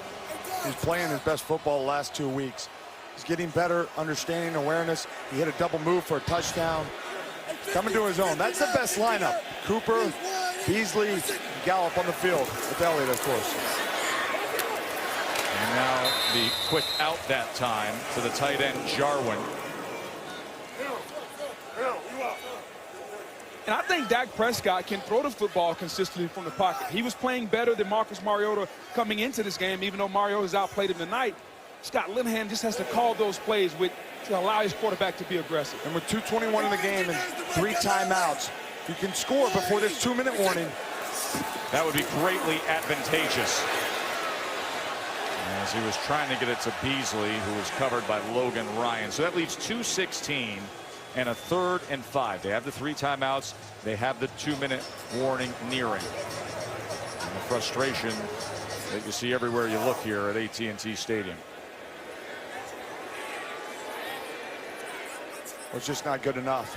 You know, the standard and expectation is that they could perform at a higher level and they can compete in this division. And offensively, it's now on their back. For a long time, the defense didn't hold that standard. They were young. 3rd and 5. Prescott, as he cuts back in and then drives ahead. And that's what Dak Prescott could do. He's a big, strong, sturdy guy and makes a decision to lower the pads and go ahead as we arrive at the 2-minute warning. Dallas trying to get it in and then get another chance on the move with Dak Prescott when we return. Night football from here at AT&T Stadium. 2-touchdown lead for Tennessee. As Marcus Mariota had a touchdown pass in the 3rd quarter, the touchdown run earlier in the 4th, and now all of a sudden Dallas, after Whit, you talked about the inconsistencies with the offense. When they have to, here they come right down the field. 10-play, 62-yard drive. Yeah, and then Dak gets that 1st down. He's good out in space. He's going to fight. He's going to lead the team. But I'd like to see him do that earlier in the game and not wait to this point. They run the end around. They're going to throw it with Beasley as he's looking downfield for Dak Prescott, and it's incomplete. Great call by Dean Pease, defensive coordinator. You get down in the tight red zone, they're bringing the blitz. Logan Ryan is coming there, and just a great defensive call against the reverse pass there. Kind of snuffed it out.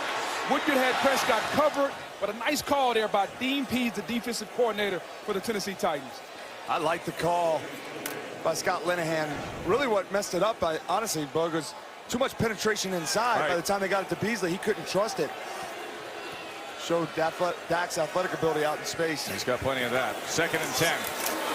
You're really just trying to sneak a possession. That's an incomplete pass. Almost was a lateral there to Elliott. And now it's going to leave him with a 3rd and 10 with 1:47. I've been really impressed by this Tennessee Titan defense, guys. They're only giving up 18 points a game, 3rd in the National Football League. They give up some yards, but Dean Pease has this unit led by Wesley Woodyard playing well, and it's why they're still in competition in the AFC South as we move forward. Remember, we told you how good they are in the red zone. Yes. 3rd and 10. Incomplete. He was trying to connect with Gallup, so it's going to leave 4th down. You know, in this situation, they moved. Tell you what you think of Gallup. They put Gallup on the fade. They wanted him on the one-on-one play. They moved Cooper on the strong side with Beasley. They wanted to isolate Gallup in that situation. That's what he does best, is these jump balls, giving him a chance. Butler responded at a critical time. So Amari Cooper is going to be split out far to the near side here. 4th and 10. So much on the line for the Cowboys in their season. Prescott spinning around. Got to get rid of it. Launches it. And it's out of the back of the end zone.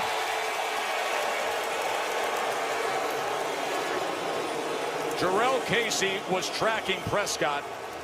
And that does that on the desperation drive. So the red zone possessions for the Cowboys tonight, and leaving points on the field. The missed field goal, the turnover, and now this loss on downs. Well, they went 2 tight ends, just try to use their size with Rico Gathers and Blake Jarwin in the end zone. Dak just didn't have any time the entire time. You know, it speaks a lot to this offense. Whit, you talk about going 2 tight ends. Open the field up, but give Dak Prescott some options outside. I think that play epitomizes what this offense is with 2 tight ends and how they've struggled throughout the season. But it always comes down to the red zone. Tonight, the Titans, 4 of 5. Cowboys, only 1 TD on 4 trips down there. Yeah, what are you going to do when it's on the line there, Whit? Exactly.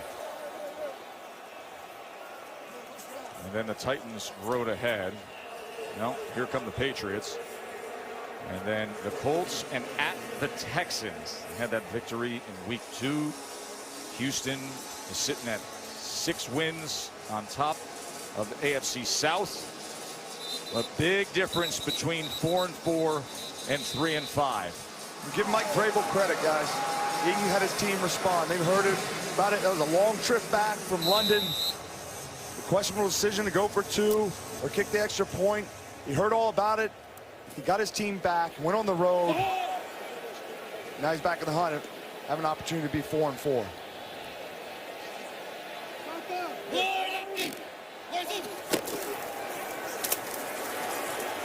There's Lewis. He's had himself a nice night working hard. There are going to be a lot of people discussing what this loss for the Cowboys means for this franchise right now, and obviously the pressure on Jason Garrett to get them in position for the playoffs. And keep in mind the Football Power Index that tracks all the percentages.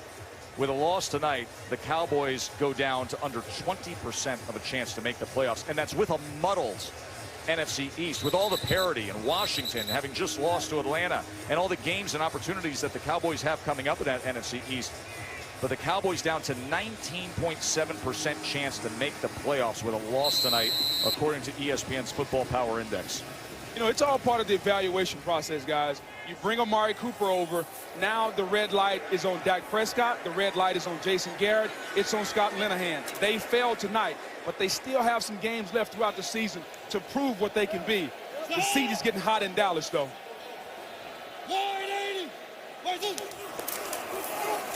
Mariota's going to taking himself on 3rd and 1 and slide for the first down and stay in bounds and run down that clock. Titans were excellent tonight on 3rd down.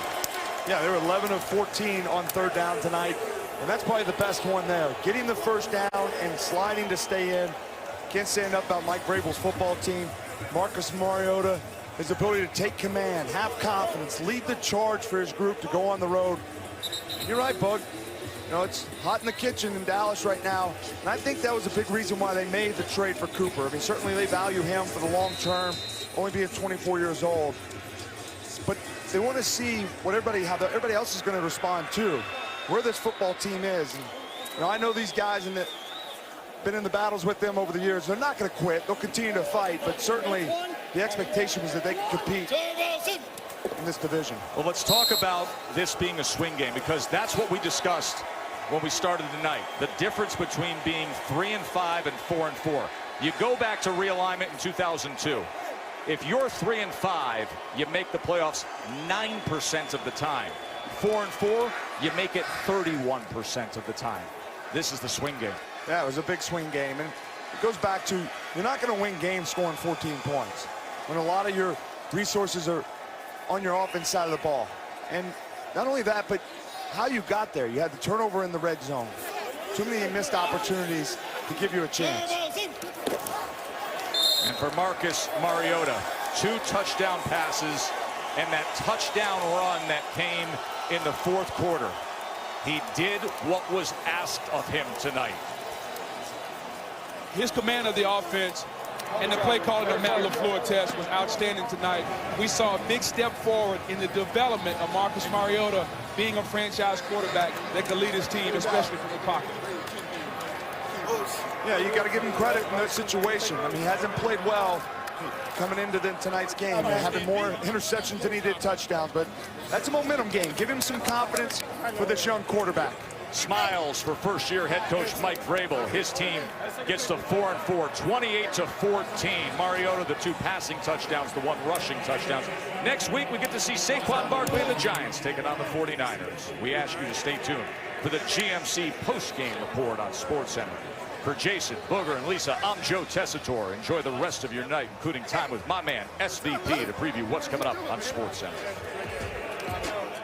So thanks. Coming up on SportsCenter, full post-game coverage. We'll hear from Dak Prescott, Marcus Mariota as well, plus Tim Hasselbeck on Amari Cooper's impact, not in a winning debut, but his first game for the Dallas Cowboys. On the eve of the college basketball season, a chat with John Calipari, why he's more than happy to test his young team against Duke's young team on Tuesday night. And usually when you think of Phoenix, New Mexico, and Florida, you think sunshine, but tonight they have something else in common, and sadly, that's bad beats. SportsCenter after this. ESPN thanks you for watching this presentation of the National Football League.